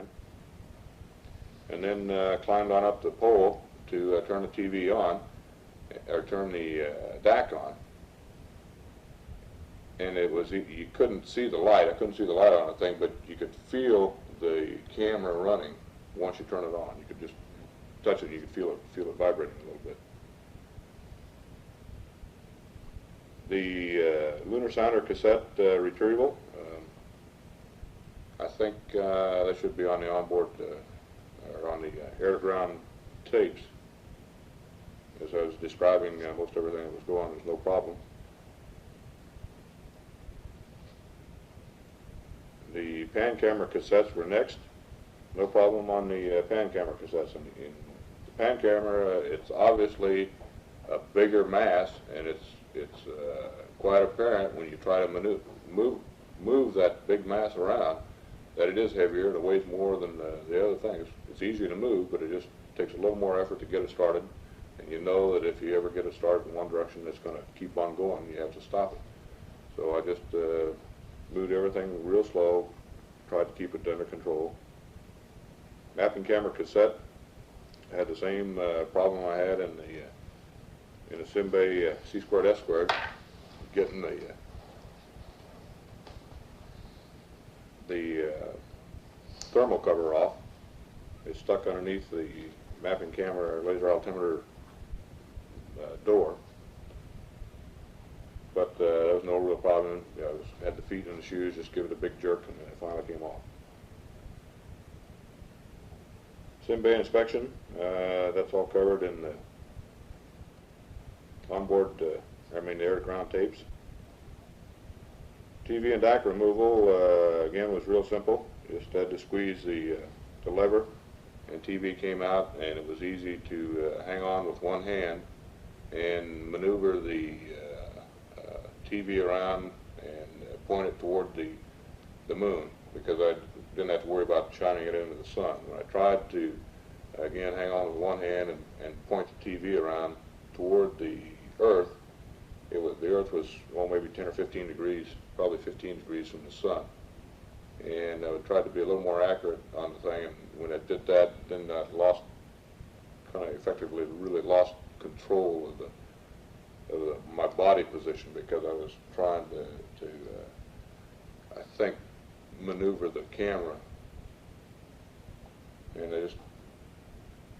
you need both hands to maintain your body control again. So rather than try to flash the camera through the sun or something like that, I gave up and tried to point the camera out the Earth. Comm during EVA was loud and clear for me throughout the EVA. There was a lot of background noise, the hissing of the airflow, and I'm sure that was probably coming over the box circuit. But don't think anyone didn't appear to me that anyone had any trouble on the ground reading. I think one of the big advantages there around the LMP, that one thing we did, because it was bothering him at first, I turned your box sensitivity down about 2 notches.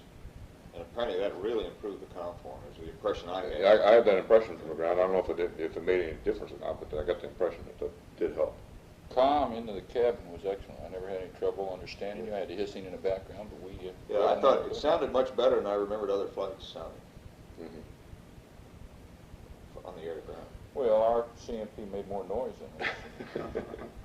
I guess I used the wrong word there. It was clear. Clear.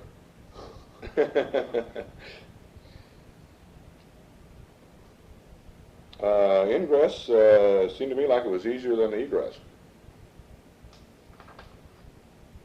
Yeah. For some reason. Hatch closing was harder than I anticipated. And I guess maybe this is the same reason, is that I must have been exhausting into the cabin all the time.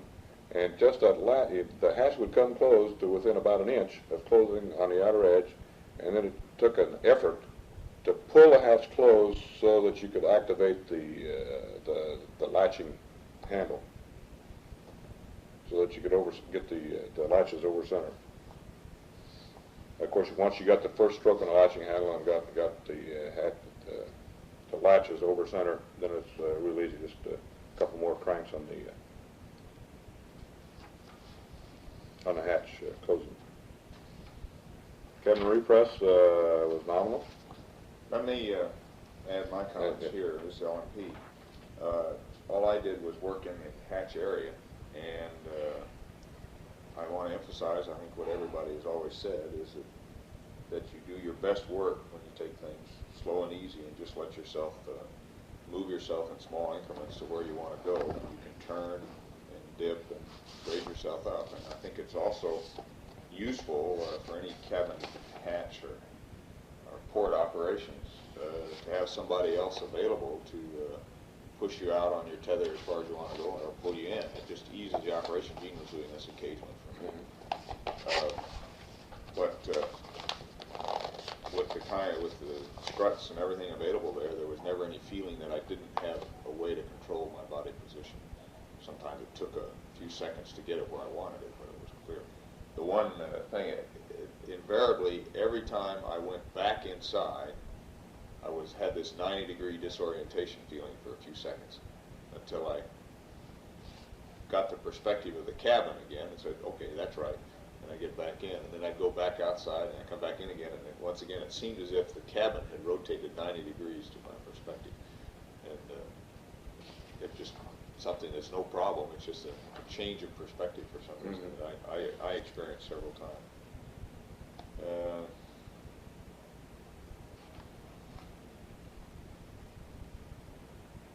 I guess the biggest problem working in that angle for me, sun angle, or attitude, was I had the sun full face. You had the sun in your eyes most of the time. And so it made it hard to look in detail and see what you were doing. You were a clear image. You were there, and I could see every major operation doing it, but if I had to specifically see details, it was... Oh, I know. One point I wanted to make also was that I had no awareness whatsoever that I had an umbilical on my back. I never got the feeling that the umbilical was tugging on me, restricting my movements, or anything. I didn't even know it was there. And did you observe at any time, did the umbilical ever get tangled around my feet? The umbilical was easy to tend, and I frankly don't remember a single time when I had to clear it. There may have been one.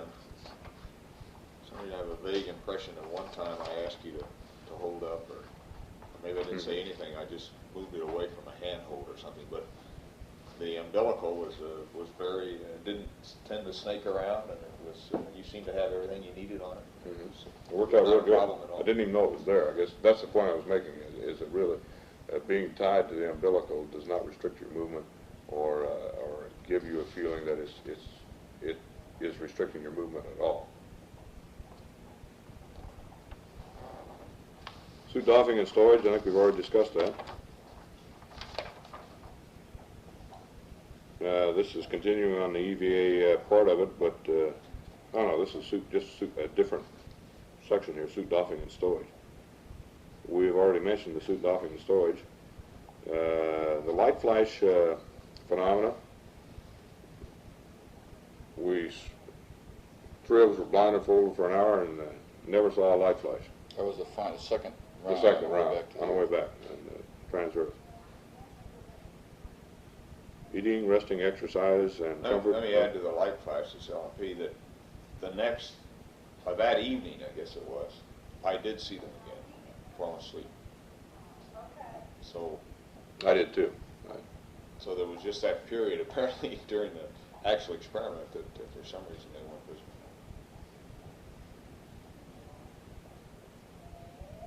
I think we've discussed the eating, resting, exercise, and comfort already. Cabin atmosphere. The one thing that I don't think we've ever mentioned yet, and I think should be noted, is that we never really utilized the waste storage vent to get rid of any odors out of that waste storage compartment. And if you kind of drifted over in that area, it was always apparent you were in that area if you got real close to it. I thought it was. I never noticed it. I never noticed it. I think I generally... guess maybe I did when you opened the door. That's when you really noticed it. The cabin generally turned over the atmosphere in pretty good style. It got saturated sometimes with gas, and it took a few minutes. But once the source of that gas was plugged up, the cabin did a good job of recirculating, cleaning out the. I think it did. I think real good. Flight plan updates were super. The flight plan was excellent, and they were held to a minimum, and we really didn't change any part of the entire flight except a few dates and times and what have you here and there. Attitudes. But other than that, it was really at a minimum. Let's say the entry preparations really began after EVA and continued all through the next day. And we had very little final stowage to do on entry morning. Just those things that we had to leave unstowed until we got out of our sleep restraints. So we basically just had to tie the big bags down on A1 and 2 and 7 and 8. And final entry preparations went by the checklist. And if anything, we stayed about 5 minutes ahead throughout the entire checklist, including separation and activation of the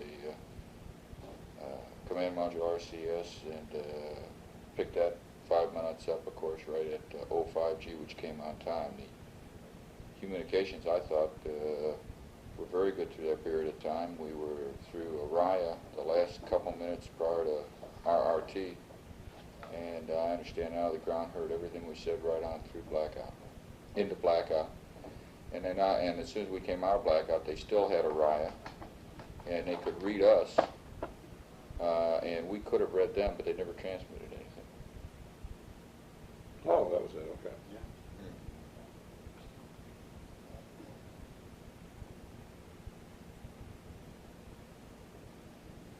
I'm running out of tape here. No, I can't think of anything else. Well, on the corridor checks, so we got Horizon and Moonset, right? Yeah. Without any, well, with problem of looking, but. But we had them all, and they all were within seconds of the actual time. They were all within seconds, and in the CMS, I'd always look for the 2G when the corridor light would go out, though. I didn't even notice it in the flight. So I must have been, I was either watching something else, I must have been checking the EMS or the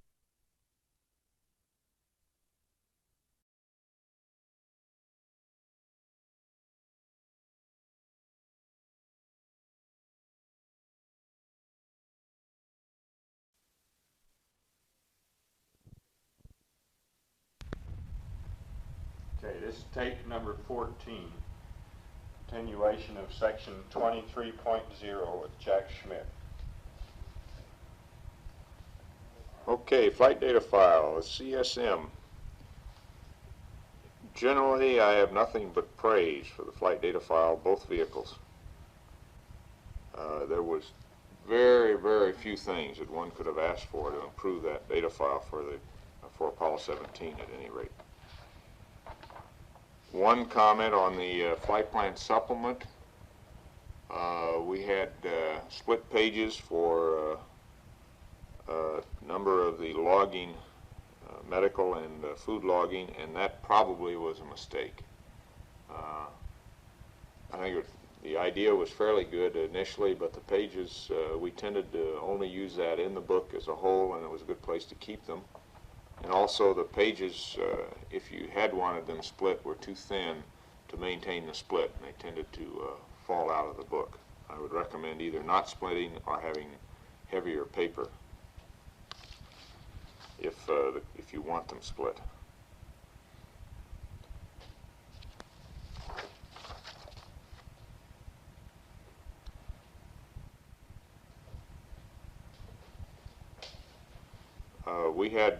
I had an extra cue card built for panel 229. I think it was an excellent card that summarized the circuit breaker functions both on 229 and on panel 8. Because we had no systems anomalies of any significance that would relate to that card, it was not used, but I would strongly recommend its availability, if only for training, during SIMS. It's a good quick review of what you lose or retain for those two panels.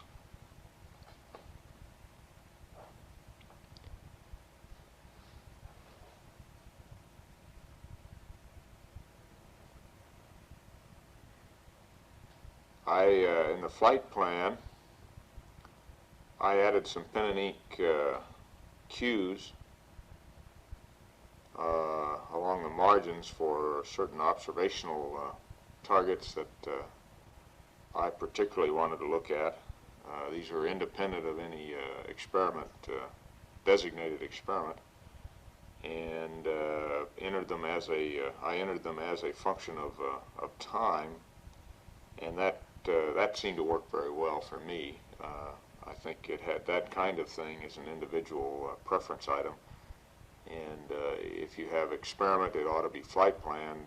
If you're just planning to use your spare time for specific observational targets or types of observations, then I think the pen and ink is maybe the easiest way to go, since it shouldn't concern any large number of people. Gordy Fullerton fixed up the circular orbital cue card for me with a similar designation of craters as a function of time.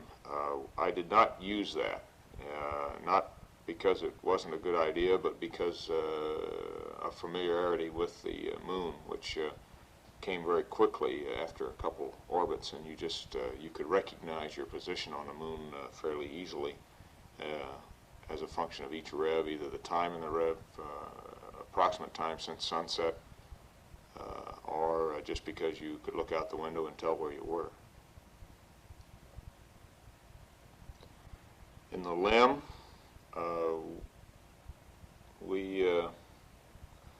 the same comments apply. I think all the flight data file items were excellent.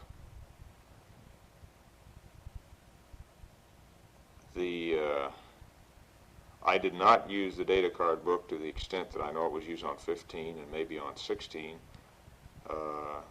We logged most of our specific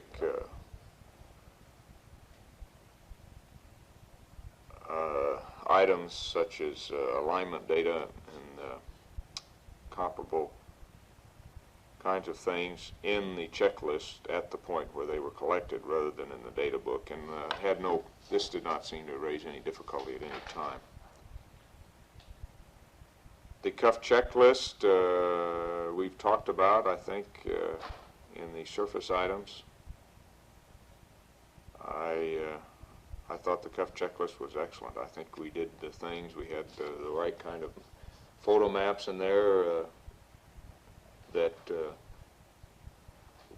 were useful for reference where we were around a given station. I don't think we used them as much as I had anticipated using them, mainly because navigation was no problem, and the points that we had selected pre-flight were excellent points for investigation, and there was no need to try to decide on alternative points to try to study in the vicinity of a given station.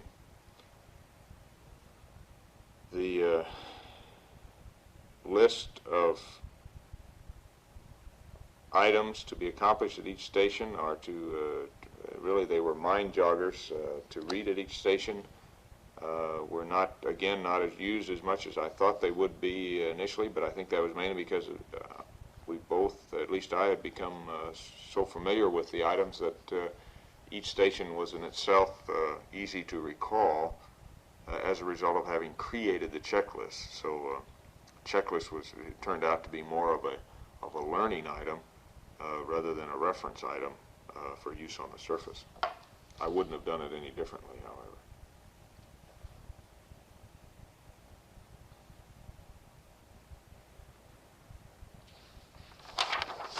I particularly want to compliment Chuck Lewis on the timeline book.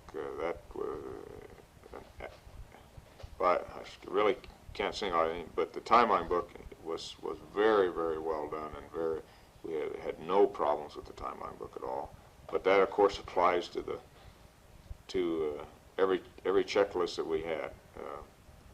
There were just no procedural errors that I recall in any of the books that we used. Fortunately, we didn't have to use the malfunction book, or only once did I pull out the systems data book to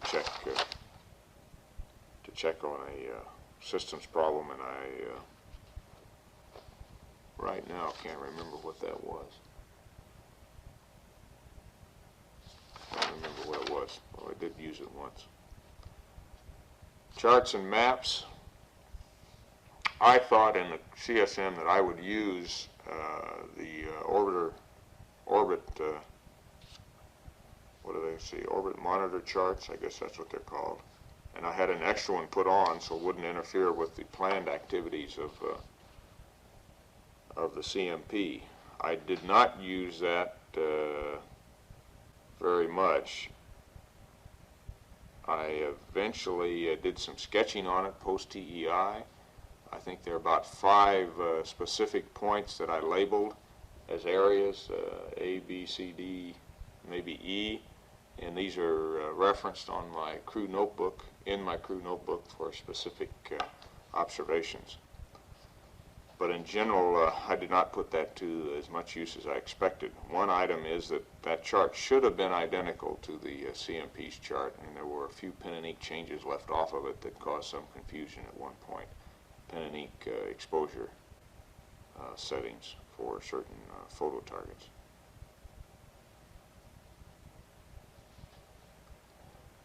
The CSM lunar landmark maps that the LMP had added in the rear of that book, again, were not used.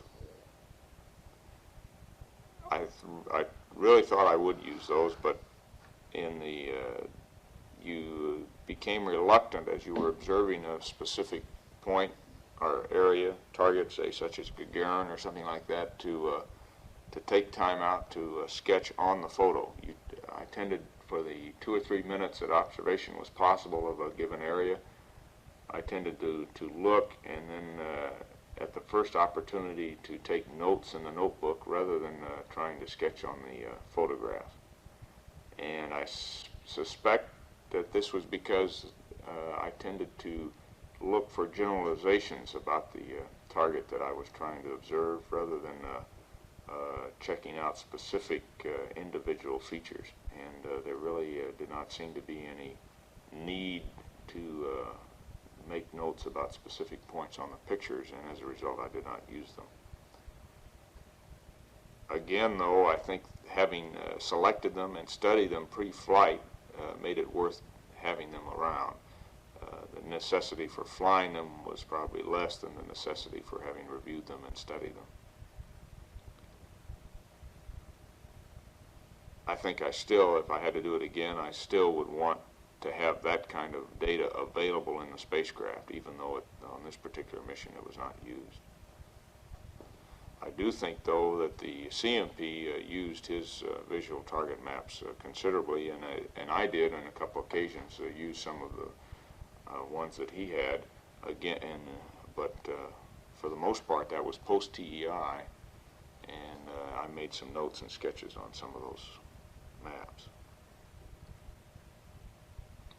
And I think that just a function that there was a lot of time to look at the moon and make a sketch and then look back and fix it up post-TEI, where in orbit the time just did not exist.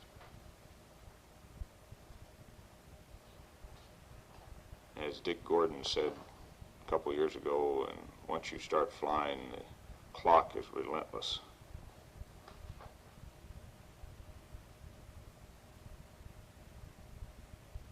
Okay, general flight planning. I was not very closely involved in the flight planning. Ron sort of carried the burden of that for both Gene and myself. The flight plan was excellent. We had no problems with it at all that I'm aware of. Tommy Holloway and his people are to be complimented on that. The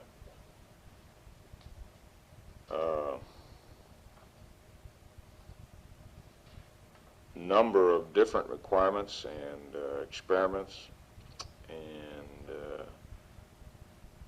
general operational items that were required to be integrated one with the other was very, very high, and it was done in an extremely competent and usable way.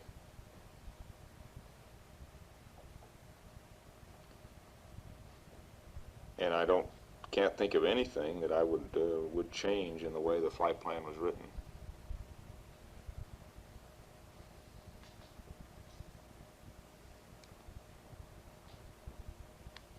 Okay, 23.5, pre-flight support.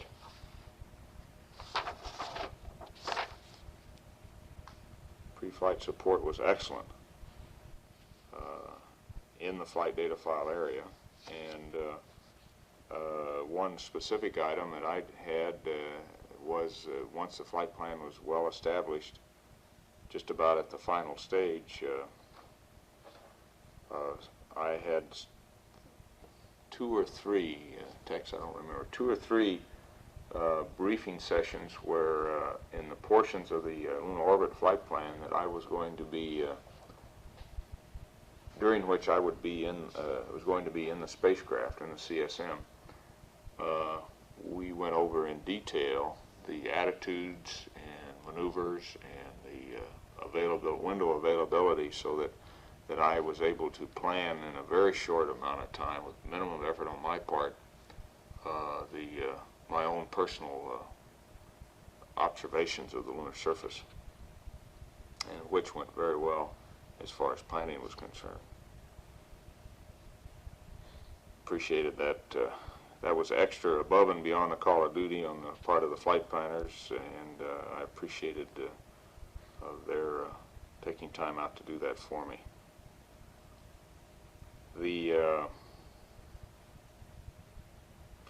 I think it was useful to have I think it was a day-long session where the flight controllers and the crew and the flight planners sat around in one room and went over those portions of the flight plan which were not normally simulated.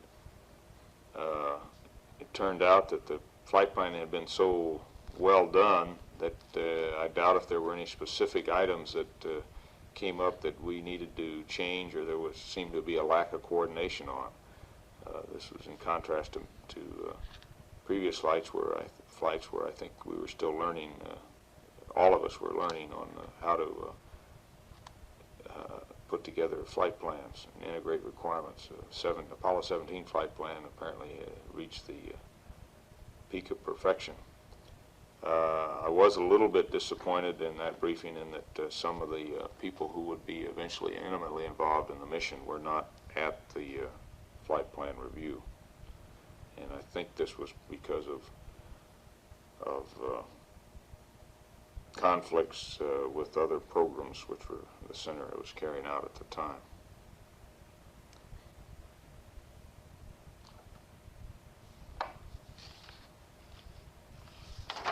Okay, 24.0, visual sightings.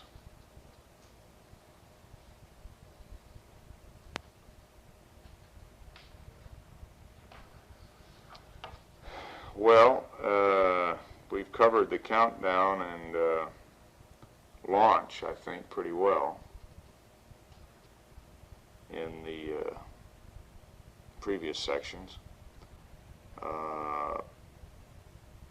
Also powered flight, Earth orbit. I think the transcript would cover the visual sightings that I made with respect to weather and a few geographic observations, and the same would go for the fairly extensive weather observations that I tried to make trans-Earth or trans-lunar. Trans-Earth, we had only a small crescent of an Earth, and it was not feasible to do any extensive weather observations. I don't know whether I've recorded yet that although we had light flashes just about continuously during the whole flight when you were dark adapted, and I may have even had one which I thought was a flash on the lunar surface during the first rev. That one period of time when we had the blindfolds on for the AlphaMet experiment, there just were no visible flashes. Although that night, before I went to sleep, I noticed I was seeing the light flashes again.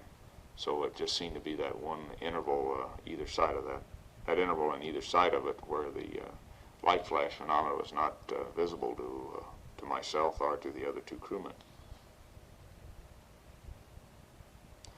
lunar orbit, I think the transcript and my crew notebook would cover all the visual sightings that I can remember at this stage without going over it orbit by orbit and feature by feature with the photography, and I think that has to come later.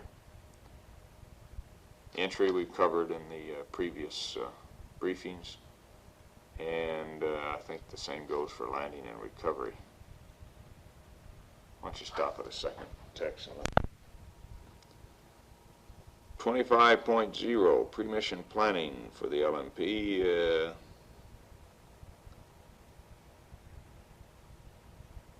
It's hard to think of, once again, of anything that we didn't do right. I'm sure that might have been different had we had problems on the flight, but right, the way the flight went, the total plan, the integration of the mission requirements into that plan, although there were periods of some difficulty pre-flight, particularly in the area of medical requirements, and in some last-minute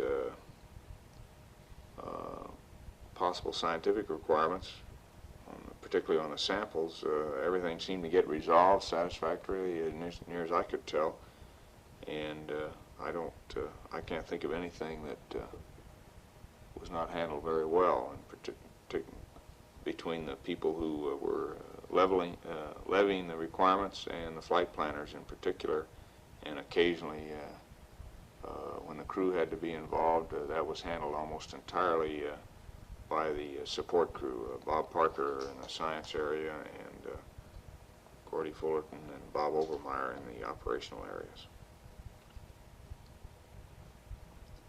There were no significant spacecraft changes in the course of our training period.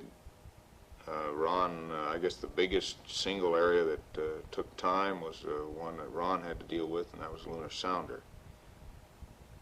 Most of our ALSEP changes were all taken care of prior to our training, and we had a few minor suggestions that were taken care of early in the training cycle, and we essentially had an up-to-date ALSEP to train with, and all other lunar surface gear was up to date for most of the 12-month training period, or the final 12 months of the training period. Mission rules and techniques were fairly well defined very early by Phil Schaefer and his crowd in the techniques area, and the mission rules, certainly Jerry Griffin and people working on that. No major changes, and the only changes were all, I felt, in the right direction, in that they enhanced the probability of making a landing and a successful mission. They generally were in the area of opening up possibilities for workarounds so that a mission could be completed. We really never had to exercise any of the mission rules in an abnormal way. I think the one time that a mission rule tended to, let me finish this, Chuck, everyone. A mission rule tended to be fairly clearly a controlling factor was in the limitation on the work at Station 4, or Shorty Crater, where we were up against the walkback constraints, and terminated that work after only 35 minutes, where another 30 minutes there I think would have been extremely valuable, although I hope that we got enough information that the phenomena exposed at that crater can be understood. Okay, why don't you stop it? I'll talk to Chuck. 26.0, mission control. Typically outstanding support for mission control. I think this includes the number of extracurricular hours that the LIM people and the ECOMs for the CSM in particular put in with me on Saturdays and other times, just generally talking over systems and techniques, and mission rules, and that was a major factor in helping me understand and keep up to speed on those items. I think the help that they gave me in designing, and fact is they essentially did the design of the emergency cue cards that we did for Apollo 17 for the LEM, was a major contribution. Although fortunately we did not use them, they still made it possible to understand very quickly systems problems and to solve those problems in the simulations, and had we required them, I think it would have gone very well. I particularly want to point out the help that Dick Thorson gave in organizing most of the LEM sessions, and even some of the joint CSM LEM sessions that we had.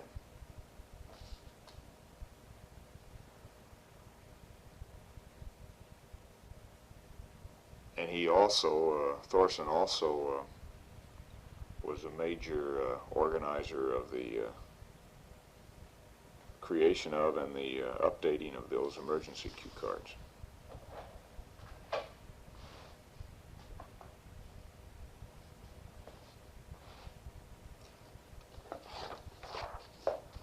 Human factors, 27.0. Oh, let's go back. That's one other comment on 26.0. Post-flight, it's my understanding that some of the things I had hoped could be done during the flight were not possible because of real-time discussions in the mission control. Specifically, one of those things was to have some summary of the thinking of the science backroom given to me while in flight, and that would be the thinking based on the data that we had transmitted to them verbally and in a sense visually through the television camera. I had hoped that I would have the benefit of their thinking, but apparently this was not possible to do. I would like to think that in the future we can look at ways of using the team approach to science investigations in space, rather than depending solely on the observational capability and the interpretive capability of the men who are performing the job. There's no reason that I can see to not use all the brain power that's available for any given task, and part of that brain power is on the ground.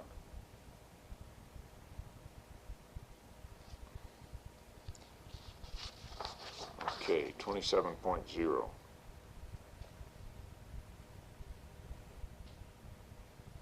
Human factors, pre-flight. The brunt of the discussions and organization from the crew point of view of the pre-flight health stabilization control program was borne by the commander, and the LMP just sort of went along with whatever was decided.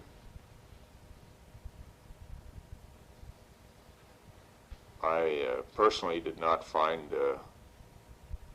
any great difficulty in working out and adhering to the requirements of that program. I think medical care, although very limited requirement, was good. A couple of sinus infections I had reacted just like they always had, and we were able over a period of 10 days or 2 weeks to get those cleared up. time for exercise probably was less than it should have been, although I was able to get a good workout just about every other day, in addition to the workouts we got as a normal course of our EVA training. Eventually, techs started putting on the schedule time in the late afternoon for exercise, and that helped as a reminder and buffer to see that exercise was obtained. It is generally hard, at least in the lunar training program, to get exercise periods in during the day, and quite frequently the exercise was done in the Cape gym at night. I think rest and sleep is an individual thing, and I made a particular effort to always get as much as I possibly could and try never to get behind the power curve on rest, because my personal experience is that is when I tend to get colds and resulting sinus infections. Medical briefing was good. The exams seemed to go very well in my estimation. They were as expeditious as possible under the circumstances. And I think the operational medical personnel who carried out the exams are to be complimented in their efforts to see that the exam was as painless and as efficient as possible. And this should also include the post-flight exams on the Ticonderoga. Eating habits and amount of food consumption were normal, except during those periods of time when we were on the in-flight food prior to launch. And those times there tended to be, in my case, a decrease of appetite, and certainly although the food was certainly palatable, my appetite did go down, and it certainly was not possible for me to eat the amount of food that was provided for me. This also applied to space work, but in the case of the in-flight eating, although I did not eat everything that was available to me in my food packages, I apparently needed to if I had wanted to avoid losing weight. My appetite was down, but also apparently for some reason I had a loss of weight, and at this time of this recording my weight is still down, has not gone up to pre-flight levels, which may have been a little high, by the way. Okay, 17.2, flight, appetite, and food preference. Well, I just discussed that a little bit, and the appetite in flight versus 2 weeks pre-flight was less, again, except for when we were testing the pre-flight food, when I also had a low appetite. No notable differences in the taste of food. I think the things I liked pre-flight, I liked in space, and the things I didn't like, I also didn't like. I didn't notice any differences.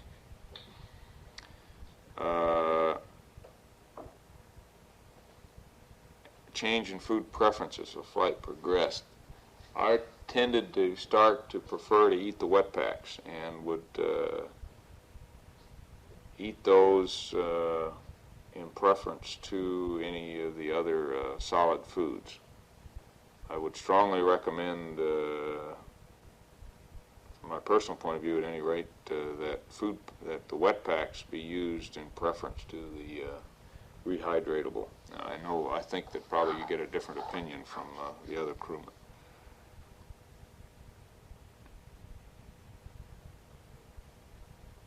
The juices were good. After the first period of one and only period of difficulty with loose bowel movements, I did cut out the potassium indicated foods although I can't say whether that had any effect or not, but did not have any other I did not have any other bowel movements, and certainly no more loose ones before the end of the flight. The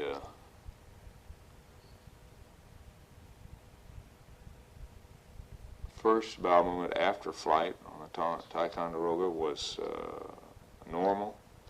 The second was very loose. The third was normal, and the fourth and fifth very loose.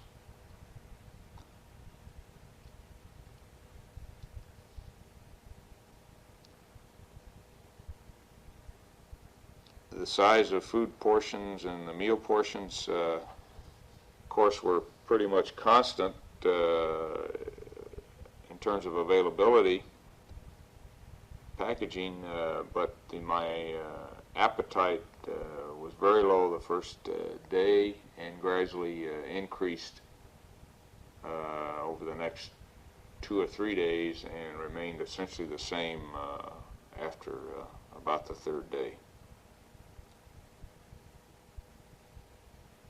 I mentioned the most acceptable foods were the wet packs and the juices. The fruit cake I thought was good, although it was possible to eat too much or to get to the point where you didn't want any more. The chocolate was good. I think of the dry crackers or cookies or graham crackers were probably the most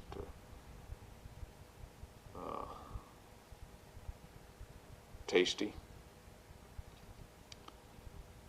And peanut butter and jelly sandwiches were quite good.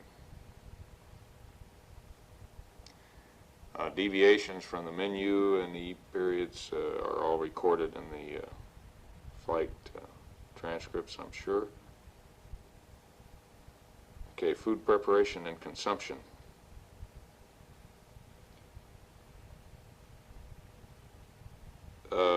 Rehydration went, I think, nominally, and the nominal gas was present. Food temperature, tended to prefer the foods that were warm or hot, and the hot water was quite adequate for warm foods. We actually, I think, missed the warm foods considerably in the limb where that hot water was not available. I did not notice an effect of water flavor. Water was reasonably tasty. I mean, it did not. I never noticed a high chlorine taste of any kind. Although the gas content did make it a little bit uncomfortable to eat at times. Spoon bowl packages worked pretty well, although those that were finely divided, I tended to cut off the other end of the package, the water insertion end, and use them as a squeeze package. Spoons work perfectly adequate. I tended not to use the fruit in the cans because of just the messiness of opening those, although I think the technique that Ron worked out of opening it in your inner near your mouth is a good one. Puddings and this kind of thing were very good. It was only the fruits, the canned fruits, that I tended to avoid just because they were inconvenient to use.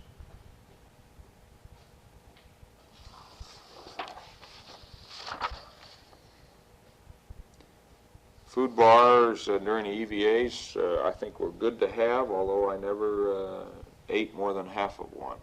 It wasn't because it was untasty, it's just because of maybe a lack of interest in eating and using that time during the EVAs.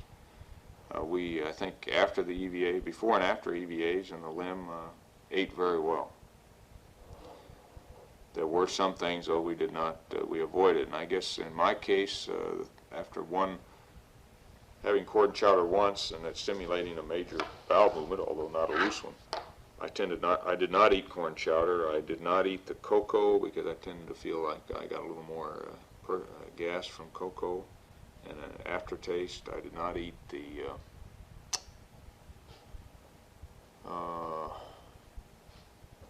shrimp, the seafood items, shrimp and the lobster bisque and these sort of things, because of pre-flight, I had noticed that they tended to have a long aftertaste. But otherwise, I think all the other foods were certainly acceptable. Although many times I did not eat potato-based foods because of they were very filling.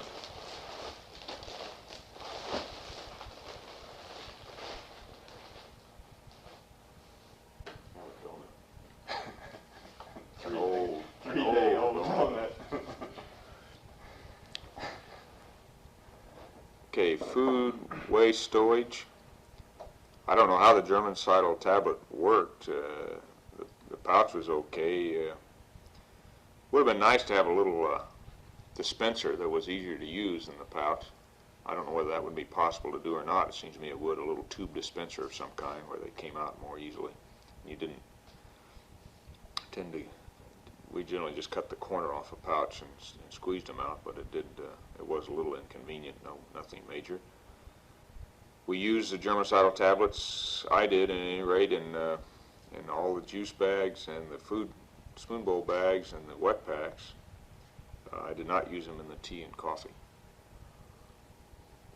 Undesirable odors, really, except for the passing of gas occasionally by the other crewmen and some occasionally by myself.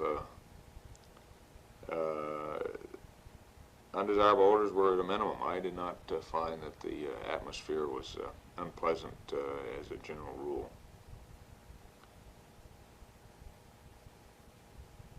I might say that I generally had a continuous, almost continuous passage of gas, most of which apparently was not with significant odor.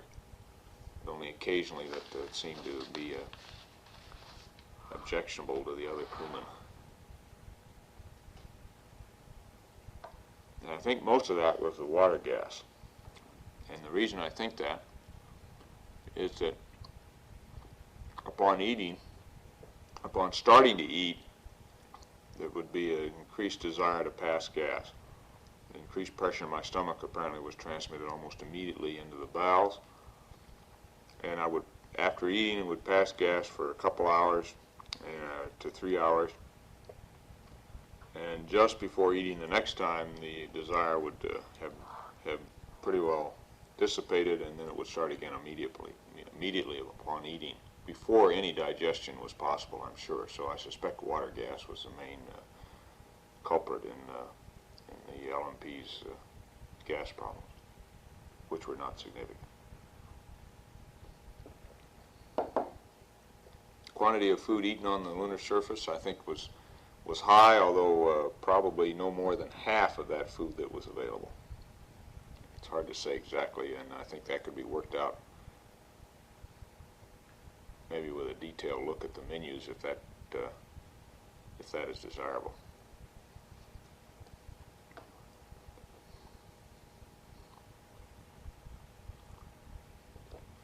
And to estimate the quantity would be very difficult. Quantity of food discarded on the lunar surface would be difficult without looking at the detailed menus and checking off those items that I'm sure we ate, that I ate at any rate. Skylab fecal container. I don't know that we had that. Oh, she did, but We used a blue bag. Oh, that's right. We flew that on 14 in this one. The blue bag is not a bad way to defecate unless the stool is loose. If it's loose, it's just about impossible to use. And I don't know what you do in zero gravity for loose stools.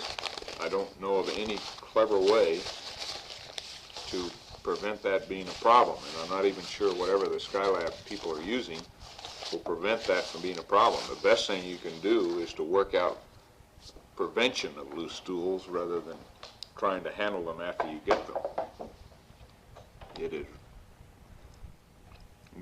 a loose stool is one of the major hygiene and sanitary and operational problems that you can have on a flight. I can't emphasize that more. You can, if it happened on a regular basis, on a daily basis, you would, I think, eventually cut the efficiency of the crew member with the problem by a significant percentage, possibly as much as 30%, depending on the magnitude of the problem.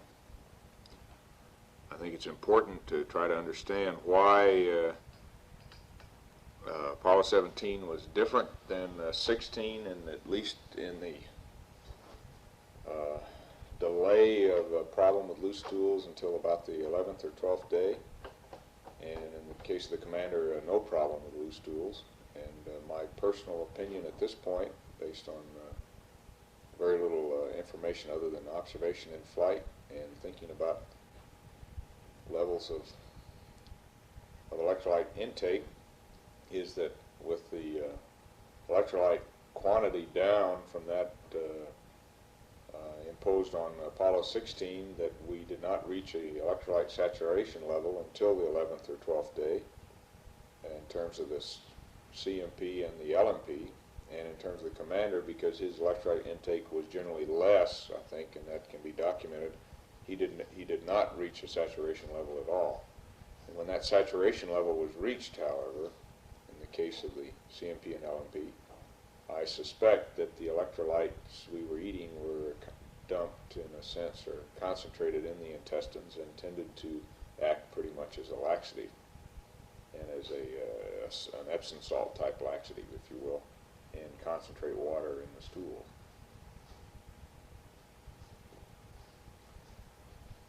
I think it's important for Skylab that, first of all, we probably reduce the electrolyte intake so that saturation is never reached. And secondly, that if a loose stool problem develops, it appears to be an electrolyte problem rather than any other biological problem,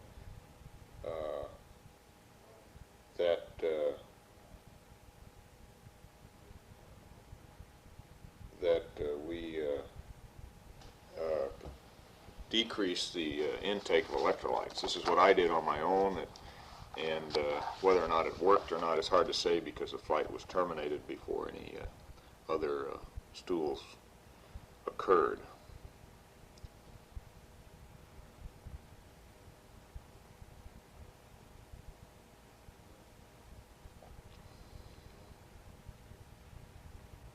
Okay, water. Chlorination odor was not apparent to me except during chlorination. Iodination odor is very slight, apparent in the limb water, but not of any significance to the LMP. Physical discomfort, no physical discomfort for the LMP, other than tiredness on occasion, and in the case of the EVA work, sore muscles and the bruises under the fingernails. Gas water separator didn't work very effectively, and I'm sure that's been discussed elsewhere. Intensity of thirst during emission, never really thirsty, extensively thirsty, even during the EVAs, although I did stop to take a drink of water occasionally. But I never drank all the water in the in-flight drink bag, in-suit drink bag.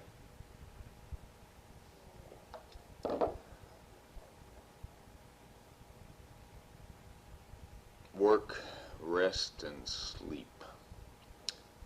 Okay. Hey, Tex, yes. Could you try to call the trailer? Where was I? Work, rest, sleep for the LMP. The difficulty in going to sleep was variable. And when Seconal was used, generally no difficulty in going to sleep. When it was not used, I guess there was a tendency to stay awake a little bit longer, but on other occasions, the absence of Seconal did not seem to affect the rate of going to sleep. There was a tendency on several nights to go to sleep and then wake up fairly soon after going to sleep, within an hour. And then the second time took a little bit, maybe sometimes took up to an hour to go back to sleep. But I feel that the medical log reports that for the LMP were generally valid, that probably an average of 5.5 to 6 hours of sleep per night was good, and I don't think, except for maybe one night somewhere in there, did I go much below that. But the sleep was rarely, probably never continuous for more than 3 hours without waking up. I feel that 6 hours is adequate sleep for the kind of work we were doing in space.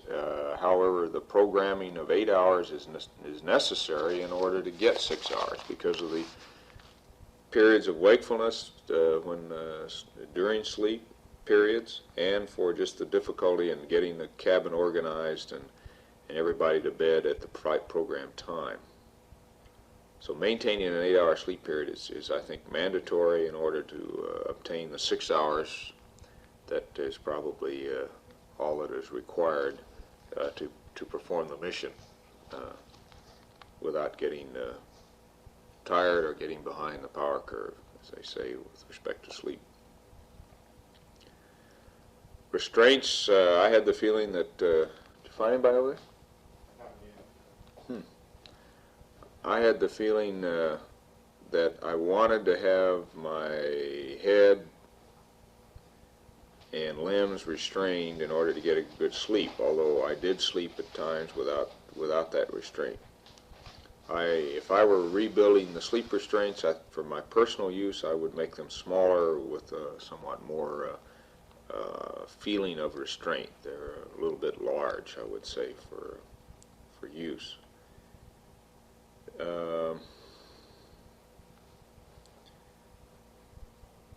When I slept in the couch, I tended to put a shoulder strap over my head and cinch it down very lightly so that I had that feeling of head restraint. Probably the biggest two things that made sleep difficult, when it was difficult, was the loss of sensory perception of limb position in zero gravity when they were not being moved. That perception came back immediately upon moving them. But when they were just static and in a rest position, there tended to be, for the LMP at any rate, a loss of sensory perception of the position of the